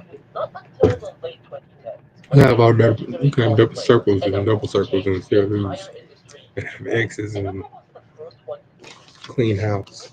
Show the entire nation to a mainstream audience that cosplaying can be your job. But behind the flashy popularity were a plethora of problems. And if it wasn't for the actions of multiple men, he and possibly the cosplay industry would not be here today. And I'll go for I feel like a lot of cosplay, like right now, it's getting more and more popular. Like I even see, I mean, we had like fucking Tim Walz use the word. I mean, that guy almost was the vice president. And so, like, it's become super commonplace now. 1994 is a Nagoya pressure, and she used to be a sporty kid until she was betrayed in middle school. There was this guy that she liked, and she wanted to give a love letter to him to confess. So she entrusted this letter to her best friend. Nobody hates women more than women.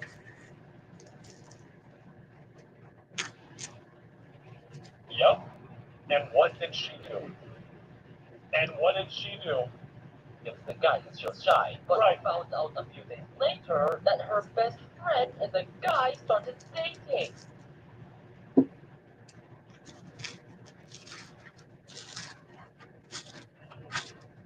Of course. Obviously. Duh. Yep. This was how she spiraled into motivated.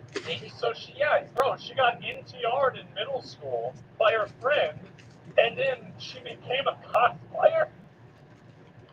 How do these two things fit together? For girls, she legitimately fell in love with the anime guys, and there was no going back. Oh. She became immersed in otaku culture. Oh. Soon, a friend first introduced cosplay to her, and she loved it. Inako would start dressing up in her own So clothes. she's fucking crazy. Nice.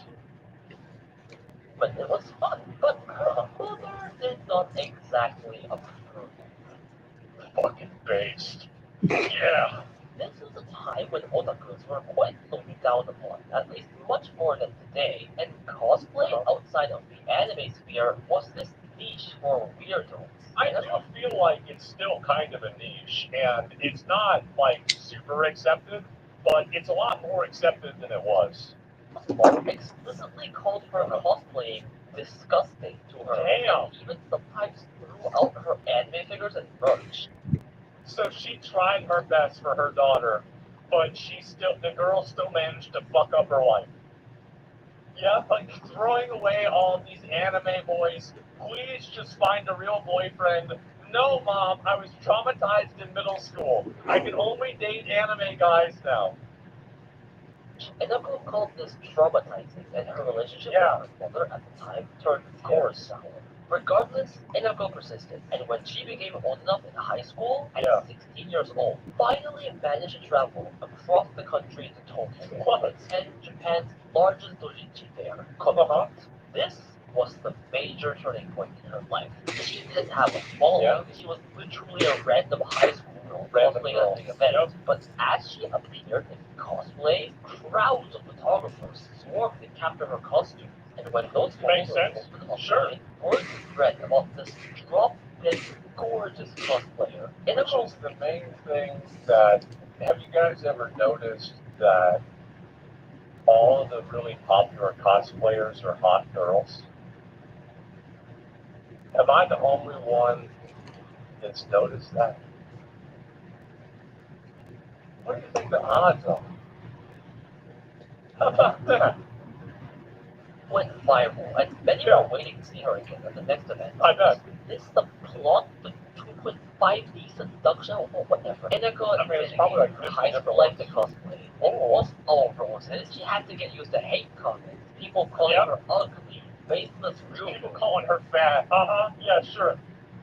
She was quite hurt, but still persisted. At 18 years old, with two other girls, Inako formed a cosplay idol, Punish. Oh my god. They released a few songs, did a few live concerts, and were even invited to perform at a dojo event in China. I don't understand this shit at all. I'm gonna be honest, like this is just crazy to me. But this group was short-lived and disbanded only after half a year because one of the members got a traditional office job. Damn, she got a real job? That sucks. Left Inako at a crossroads. See, this was the time she was also just getting into uni and wasn't sure about cosplay. It was tiring to be in the spotlight, but more importantly, being a professional cosplayer just wasn't really a thing.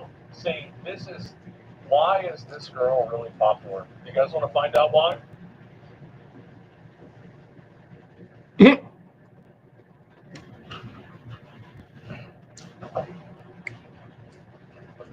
Many such cases.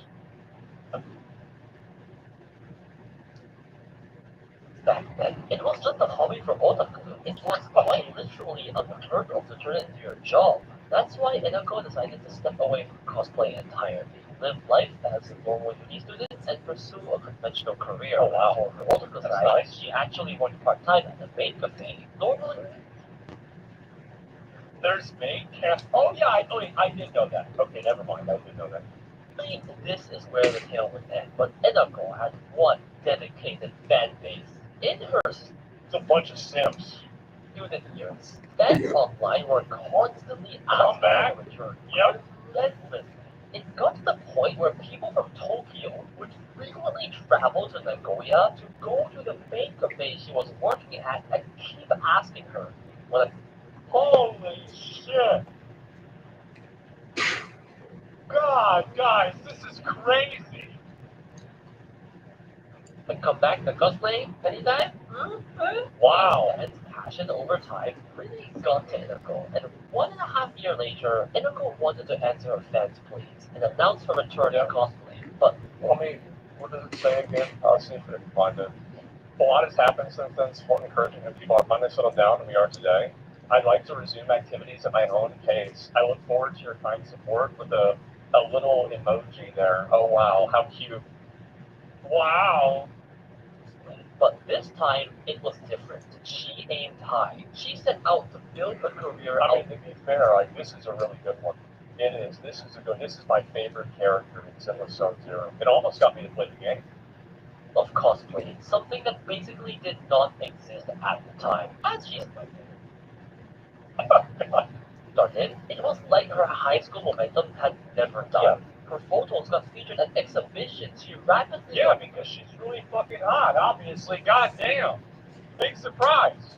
offers to cosplay official characters for game companies. I bet. She did Smart. voice acting, starting with the mobile game worlds. Uh-oh. Then she even expanded to Gravier, Okay, so that is, in case anybody doesn't know, basically like PG-13 OnlyFans for in Japan. I'm pretty sure. Is that a relative? I think. Is that accurate? was also cosplay with an offer at one of the biggest Gravier magazines. Yes. A cosplayer in a mobile magazine was Oh, already wow. a step up for profession, and 2 months later, she would already be on the cover. This is disgusting, Emily. No. I don't understand. Can you show us? No, I can't. Quite literally the fastest in history to go from debut to magazine cover. Man. In 2016, only a year after returning, she was already making 1 million yen a month. But the rise was How much is that in real money? In real $10,000 a month. Okay. But the rise would just not stop. She Good for her. won countless rewards of cosplay, modeling, blogging, everything. She eventually even expanded to host her own radio, and then in 2018, she started writing in a monthly serialized fashion magazine. God Yes, damn. she writes too. How many jobs do you want? She just did things, and it would just somehow work. And that same year, It's actually crazy. Like, it's good for me to see this because it really goes to show that working hard and really putting in a lot of time into something, you will automatically outperform so many other people in the space because the other people are lazy and stupid. Straight up, they're lazy and dumb and they're not going to do anything. So if you just simply show up and do your job, you're going to be in a really good situation. All right. Being hot helps a lot too. Big Yeah, dub, but big every dub. other girl that's doing it's also hot. Let's be honest. Her first charity cosplay photo shoot, raising 2.68 million yen for victims of that year's floods and earthquakes throughout all of Japan. By the end of 2018, Inoko was nearing millions in followers, unmanned the herd of for cosplayers, and was without a doubt the #1 cosplayer in Japan. Wow. But I mean, it's gonna help. it's crazy. It's gonna help so much. 2019 marked an important year. Out. as Inoko joined the Come on, give me a good one. PvP Enterprise. What's that? Okay. I'm not making this name up. 32, 26. Inako's longtime friend and manager, Okay. Yoko, had one Decent. goal: to showcase to the world that it was possible to turn cosplay into a legitimate So career. more of a 40-50 thing, but you know. Is it really that bad? Damn. Yeah, like, it Let's can't be see. that bad, right? Okay. In entertainment history. Meanwhile, Inako started her 10 million. Yeah, I can see why. Yeah. ABC cheat the system? I guess so, right, guys? Career, entrepreneurship. She launched her own cosplay-inspired double fashion bold. costume brand called Part That means they should show up at the same time before this event. Cosplay costumes. This was For the genius. race, I mean. Fans would kill to wear Inako produced costumes. That's actually a good idea. Inako was already getting That's smart. at a national level. She Wow. was constantly on national Ooh, TV. nice. And in 2020, I guess they ain't gonna wait. she was appointed as an official cool We do need STEM. by the Cabinet Office of the Oh my god. Japanese Cool down. Had become a government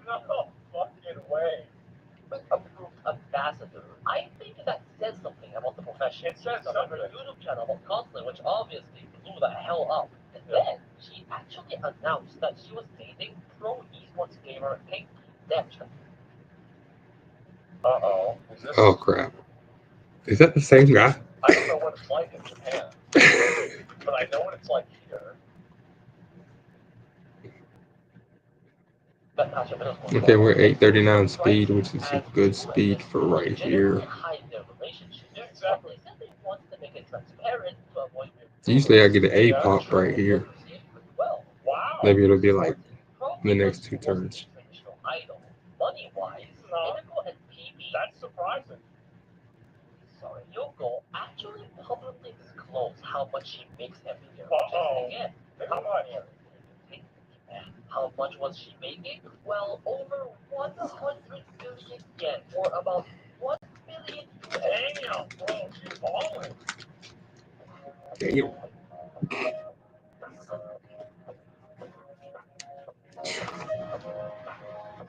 Hmm.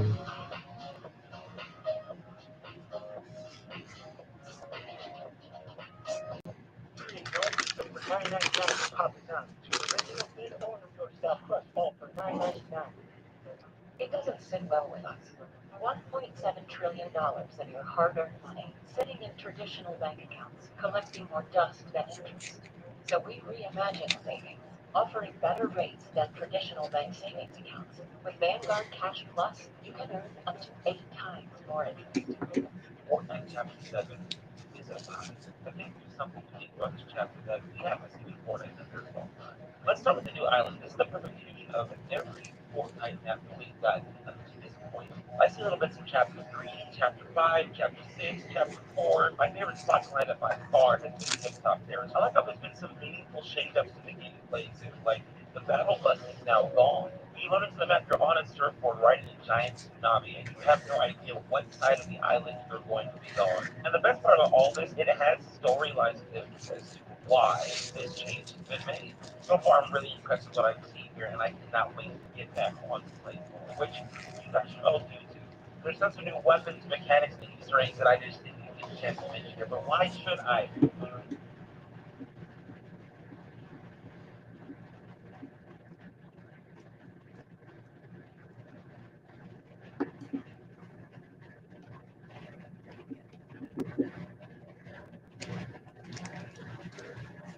That's pretty good. Per year back then, and still increasing yearly. Yeah. And amongst this, the Guardian was particularly money-making. So Man, they didn't want to bust. Look, and that would have been a nice speed one, too. Again, 100 million yen, or 1 billion. Another $1 million. 2 days of copycats. Wait, 2 days? Oh my god. Bro, Sebs in Japan go crazy. That's nuts, man. Wow. Copycat is crazy. I didn't know it was that many. Wow. Hey, this isn't taking into account all the production costs, but still, Yoko said the reason they wanted to expose Inigo's income was for the field of cosplay. It was a message to the world. Look, this is how much a top cosplayer can make in the entertainment industry. This industry, this profession, is just as valuable as other entertainers. Well, and it's also that the thing is that this is what OnlyFans girls do, is that they post how much money they make on OnlyFans, and it's like a passive fucking advertisement, right? Because if you post that you're making a bunch of money on OnlyFans, people are going to look at it and say, wow, well, I guess it's because it's good. And then before you know it, they're subscribing to the fucking OnlyFans. That's OnlyFans. But it's vast media the world to accept cosplay as a possible career path. And nothing makes the case clearer than big, undeniable numbers. This really inspires younger cosplayers. It shows them that, yeah, it's possible. You can do it. I don't think it's an exaggeration to say that Inako made half this industry and is the reason cosplay can be so widespread and accepted today. She's the reason. I think that it is another big reason why it's become more popular is because the media surrounding it has become more popular. Like, now you've got Kai Cenat going up on stage saying that Death Note cured his depression. Like, we on a whole different level, man. And this is coming from somebody like, listen, I said it before, right, a long time ago, is that I was in the anime club in high school, okay? This was 3,000 years ago. And my logic was obvious, naturally, that if I was in the anime club at high school, then the girls that would go to the anime club in high school would look like the girls in an anime. That's not what happened.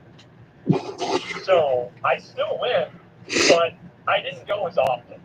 But that was, I mean, like, I had the vision. I was like, okay, that's fine. So we're going to go there. It's going to be a bunch of hot anime girls there, and it's going to be great.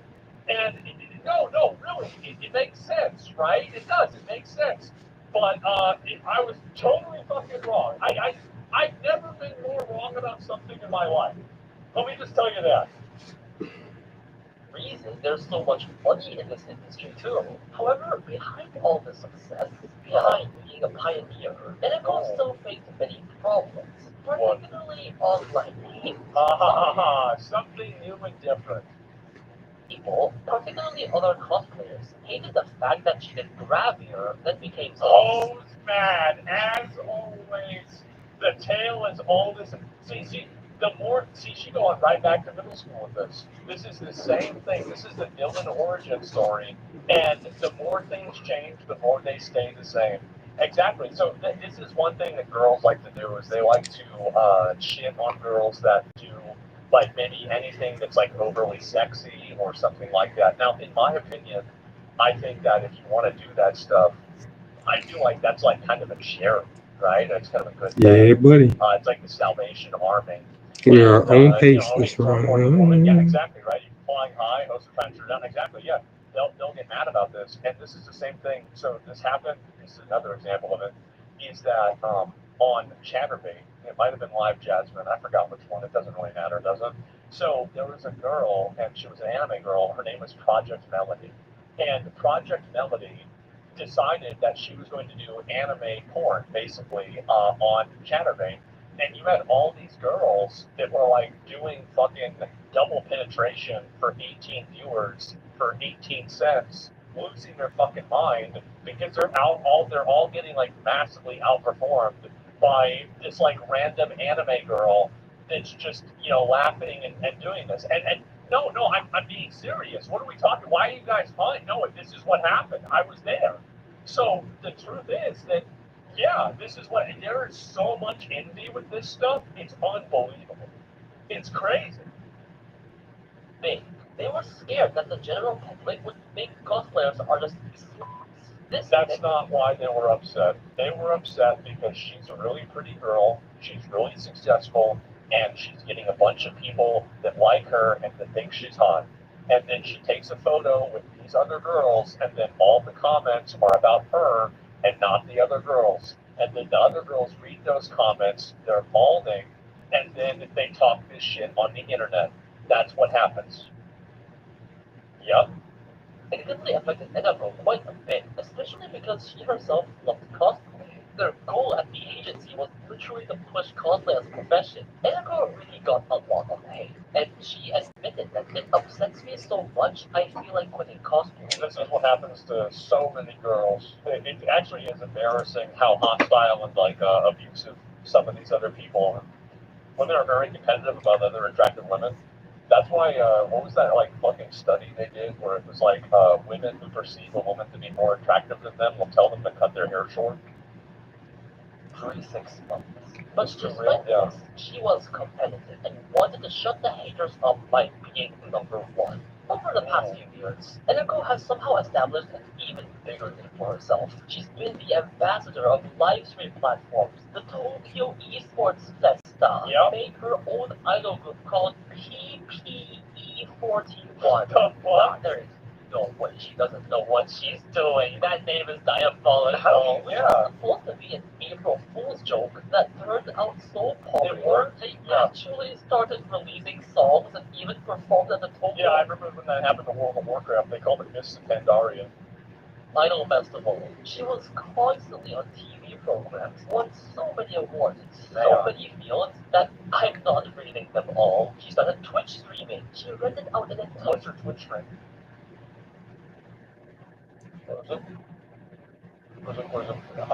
Somebody, don't find that after this.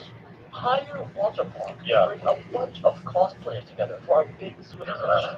Finally, in 2025, Of course. the big role came. She appeared as a guest runway model at the Tokyo Girls Collection 2025. Well, I mean, it makes sense, doesn't it? Yeah. A prestigious fashion event.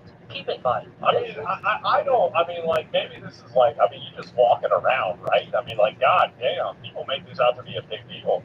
It was a fashion show for top models, actresses, and Inako was a part of it. Inako was no longer just a cosplayer. She could be called the pioneer of this entire industry in the business sense. That's nuts. And to be honest, I don't know if there's any Japanese cosplayer even close to her popularity. Wow. I'm not really that surprised, honestly.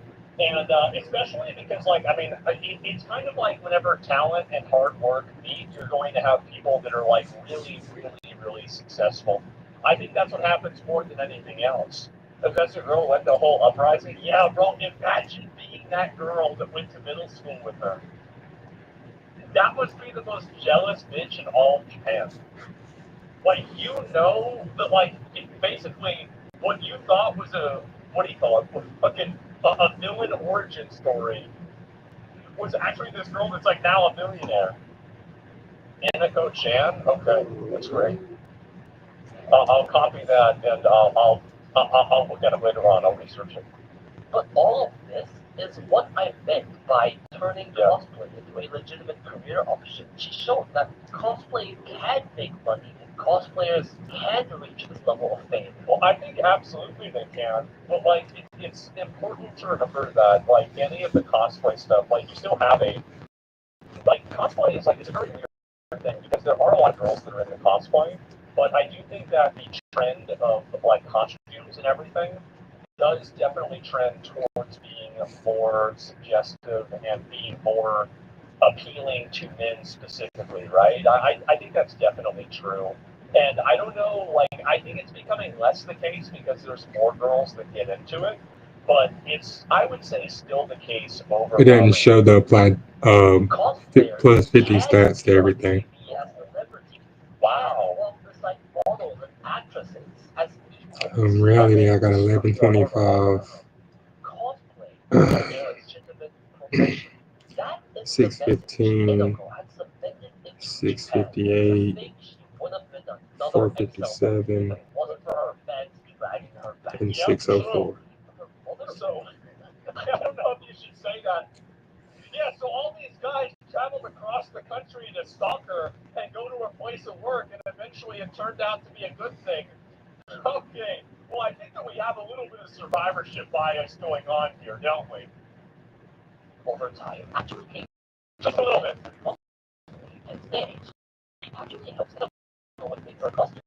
Wow. Moral of the story, I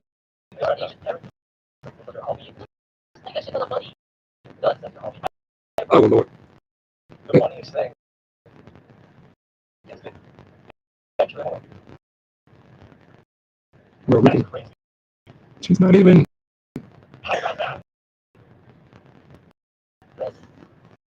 Wow. That's fucking funny. Yeah, I have no idea about her. I've never heard of her before at all. And, I'll leave you guys the video. So let me make sure that I copy paste this over so I don't forget it. And anyway, so this is a video of your friend Joker. I've never seen one of his videos before, but I'm glad to see I'm glad to see people talking about it. Very much Minneapolis, Tyler over here. Video screen shit. I would like it. I would like it. So yeah. And stuff. Yeah, absolutely. And so just be a hot girl, I understanding this. Well, the thing is that here's the truth, right? There's a lot of really pretty girls that are on Twitch and they're cosplayers and they're not really that successful. And the reason why is that they understand the physical aspect of their business, but they're not able to capitalize on it in like on a meta level. But I think that really, if you look at the peak of performance, like it's the same as like basically it's the same as like professional sport, for example. We were inspired by the 90s, but you want some help incorporating it into your current look. You just have to bring up. Look, that's rock that. Dresses the 90s. I used to run out of my pictures so fast because it's possible. And that's why I was not about it. I'm just gonna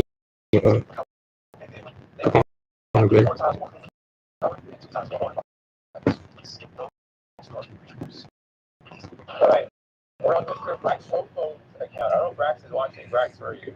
What do you have a heart already going?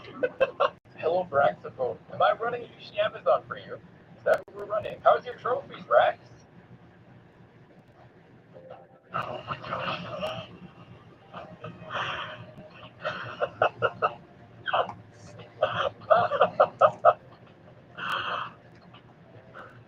my guy.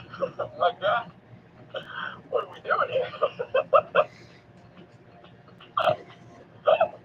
That's right. Brax has been saying all the time. I was kind of.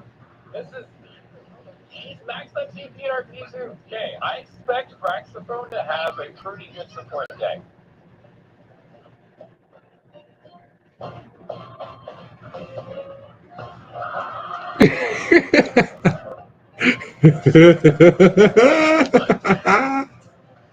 My guy. Why is everything level 1? My man. What are you doing? I feel like I'm being thrown into a hole. You have resources? You have resources? You have uncaps? What uncaps? Please tell me you have a lot of SSRs. Please. Please. Jesus. Wait, not uncap level, also uncaps. Oh, please. Please tell me you have some uncaps in here that are. Wait, that's the event one. That's Teo. Oh my gosh. My guy. How? Brax, how am I gonna do it? I had to take it. I had to take it. You understand, right? I hope you understand. Okay. But you see why my goals are what they are from my junior year being at 330, and then my senior year being at like 625, 650. This is usually what I end up with by, or anybody can end up with by the end of the senior year. And it's not like I'm running with a fully maxed out deck here. You know, I'm borrowing a level 50. It always, you know. But I do have, you know, she helps, but not as much as I thought she was gonna help because, yeah, that's a problem. We'll deal with that. We might not be able to deal with that. I mean, I can train guts, or I can train stam twice, but I don't think that'll fix the problem. Just saying. And then there's like Asian Flash, Halo, who else is there? Maya's SR card, Oh man. Cafe. Who else do I use a lot of? I'm trying to think. So there's a whole whack of really like tons of speaking of Mac really good one. There's a really good SR card that you might want to get. I just the power too much. So I walked into Brax's room. Well, I had to. Actually. This is where my characters like to stack freaking power guts, bro. I wouldn't mind wit so much. I'm scared.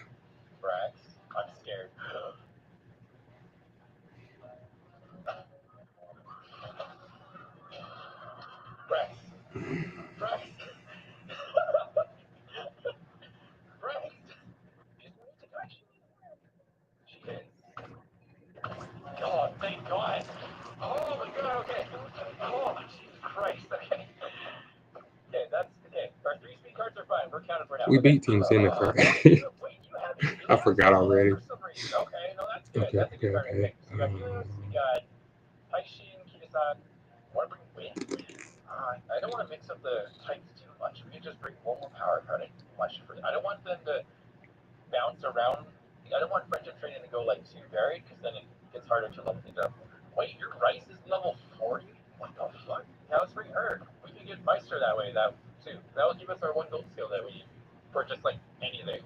Just like as like a general, just whatever. Then we'll just go borrow Rico. That should be fine. Yeah, let's pull in here for Brax.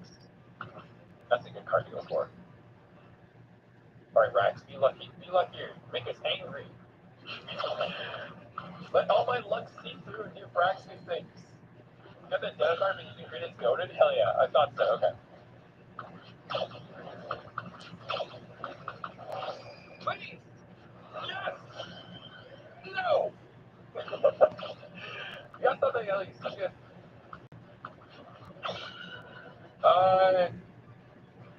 Can you come back as an SSR? Can you come back as an SSR, please? Oh! Oh! Good. I know Brax's Halo isn't done yet.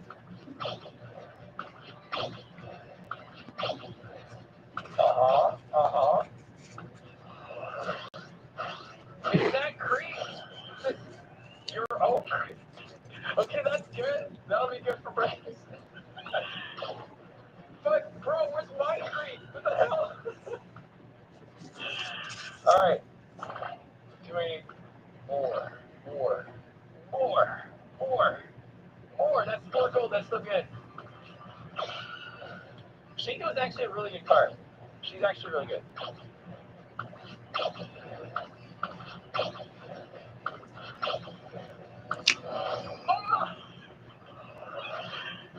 There we go. 91% failure rate. Dover's a nice late card as well. Brian, can I use your last 1500? You chill? Yeah, let's do it. Okay, come on. I'm building you a strong support deck. Yeah. But for some reason, like when she fails her wit training, sometimes it just won't change anything. Yeah, it's not my desire. It's someone else's. But they're me. I don't think we're getting anything. SAS. Okay, Always get that. Always get this. SASA. God bless. God bless. Fine motion coming in here to bless. Okay. Moving along here. 6, 7. Oh, God. I'm having a laugh here. You have your own Virgo? Does a friend over there have a Pico for you? There's gotta be someone out there. Come on, there's gotta be someone out there. Oh, no. Oh, no. Come on.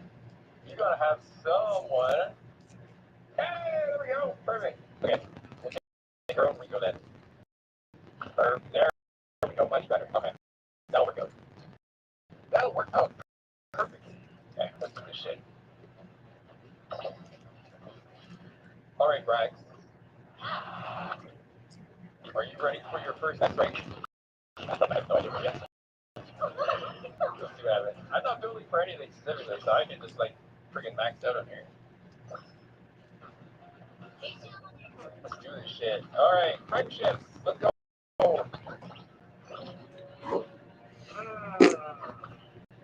He just breaks it.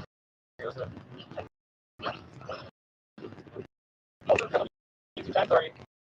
I see you there in chat as well. It's just hard for me to read in chat. Let me try to fix that a little bit so I can see you both equally. There we go. That should help. I just had to make the YouTube chat bigger. My side. But I can see. Whoa.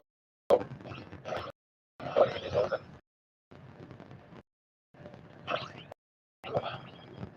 She feels not necessarily passed away. Oh. That's my end. We're coming to mobile payments. What moves make you guys even up for? Create for in the future. For me, find motion. Please. Find motion so bad.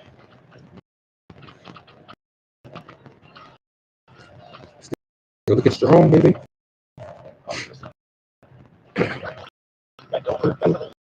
City, Christmas, Ogre, Bourbon, Valentine's Bourbon, Major October, Cafe, Ofevra. Ofevra won't be out for like 2 years. Hopefully sooner. Hopefully.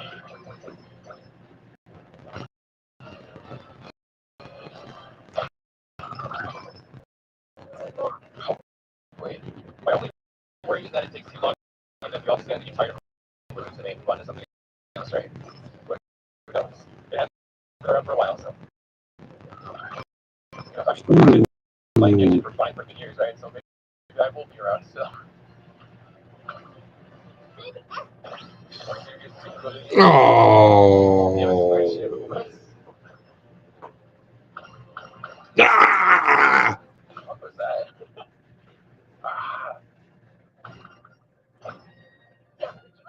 Alright. Shush. Let's see. Go over here. Where friendship's going. We want don't over here. Actually, don't need pressure yet. At least it's not rice shower, okay? I do not like rice shower. She does not like me.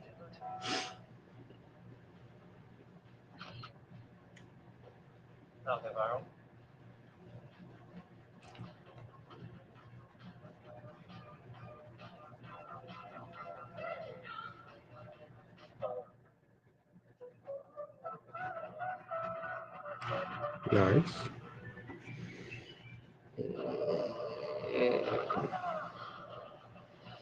Yeah, can you give me more speed?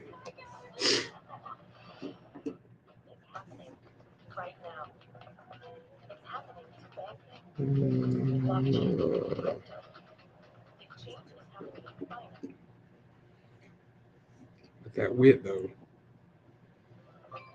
that might work out. That might work out. I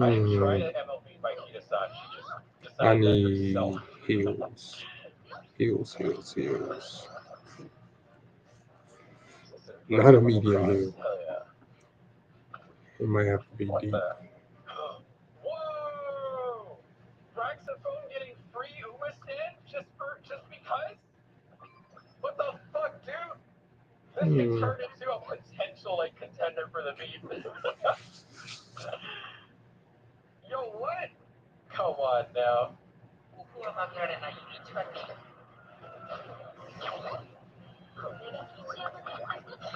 Free Umasan? Clearly. Watch this beat just like a god run. I could do long corners. I don't think I can do both. Yeah, no. When you are surrounded by women, her adrenaline goes high. Excuse me. And she starts performing better. Just like in real life, right? When you are surrounded by women, you start performing better. That's just how it works. Just like me, yeah. What was that? Yeah. I mean, that would probably help me more. Oh, time for my pill. Hang on. Remind me to grab my pill in a second.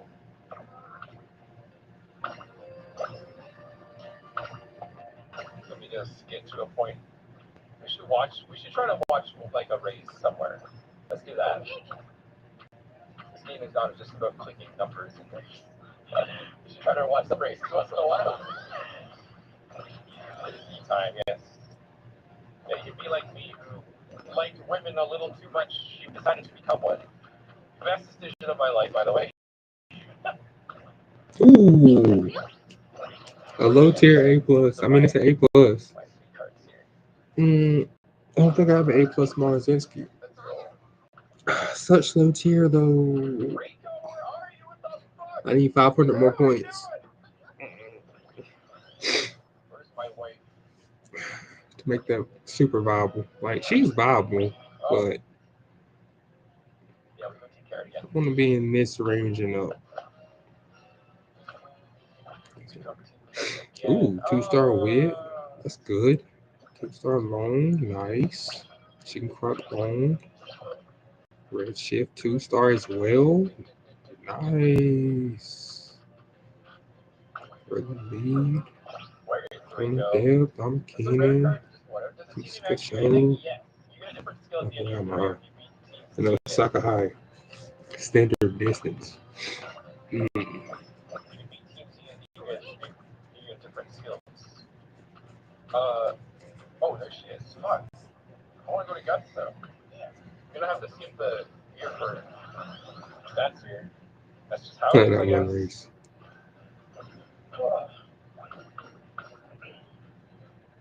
Yeah, when we get to December early, we will do a race, and I will just go take a little break. Let you guys watch a little 20K. race. It'll be fun, right? So 8+ rounds of 20K. Or maybe it's for a first time Power. Oh, yeah. completion. You I convert can more do. energy, just more sets.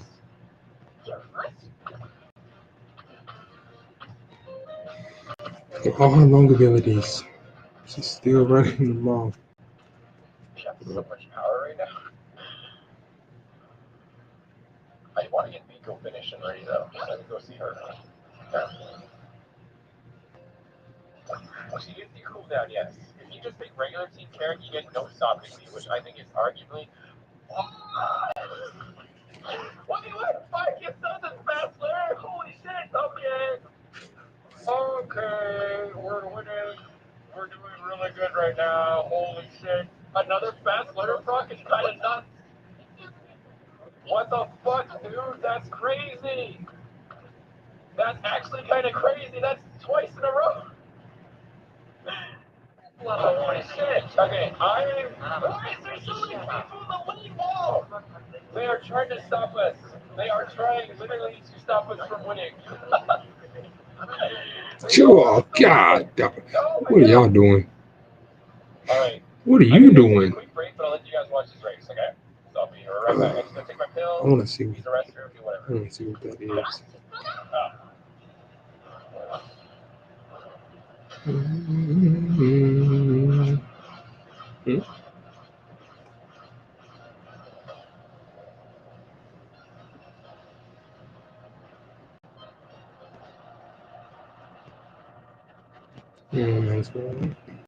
Might as well.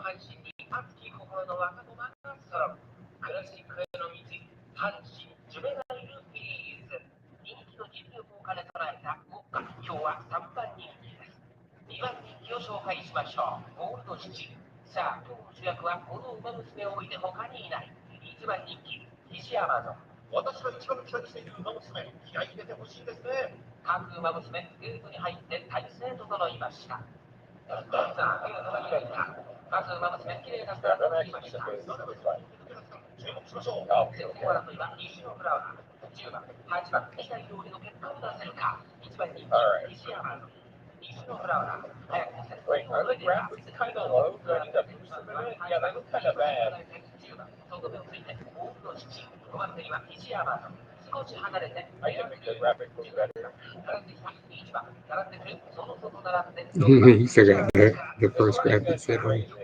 What if Brax also gets like gold inspiration both days?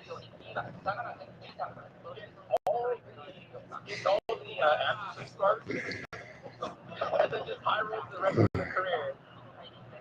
What if it's that? What if it's Brax down? Like it's finally being given attention and it's like, yes, Bro, are you ready? You ready? Ready? All right. We're gonna end this episode, and then we're gonna jump right into the next episode.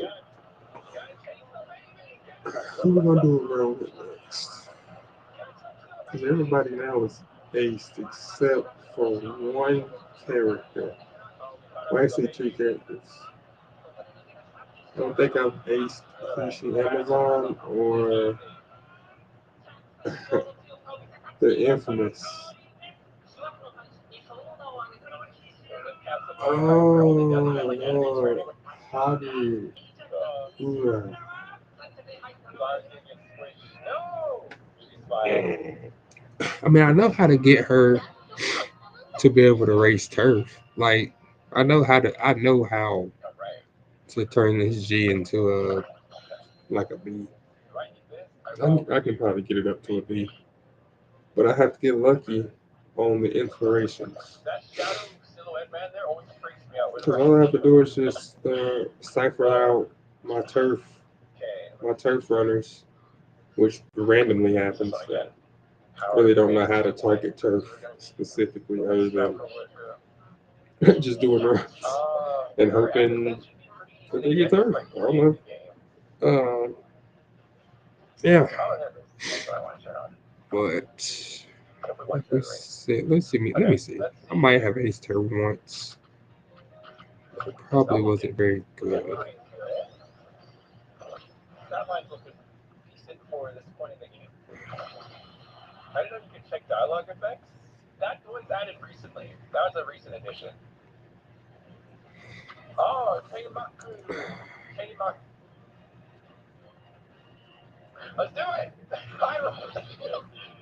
I'll fight you. Bring it on. Come here. Ah. Okay, that's not your problem. Yeah, we haven't aced her. Okay, we need to ace her, so we'll do her first. Can't run, cook. No, we're fine. We'll leave it. Oh, Haru, please. I was counting you. That was my biggest mistake. That's what I was talking about with the turf. I can make Haru Which epithet would you say is the hardest to get? ace actually. I don't know about S, but Probably A, yeah. nice nature. Nice nature or hard? Hard, you gotta actually like train up balls. You want to be too hard once you get her to hurt. We might try to do that. Nice nature. We'll You see. have to like throw a race, but specifically to get third. In the which is meantime, harder. That was the like I most said, challenging. we're going to end this chapter, and then we're going to start the next one. Don't worry, let's count. We're not breaks. We'll be fine. We got this. We just gotta make more unity orbs. So, in the event that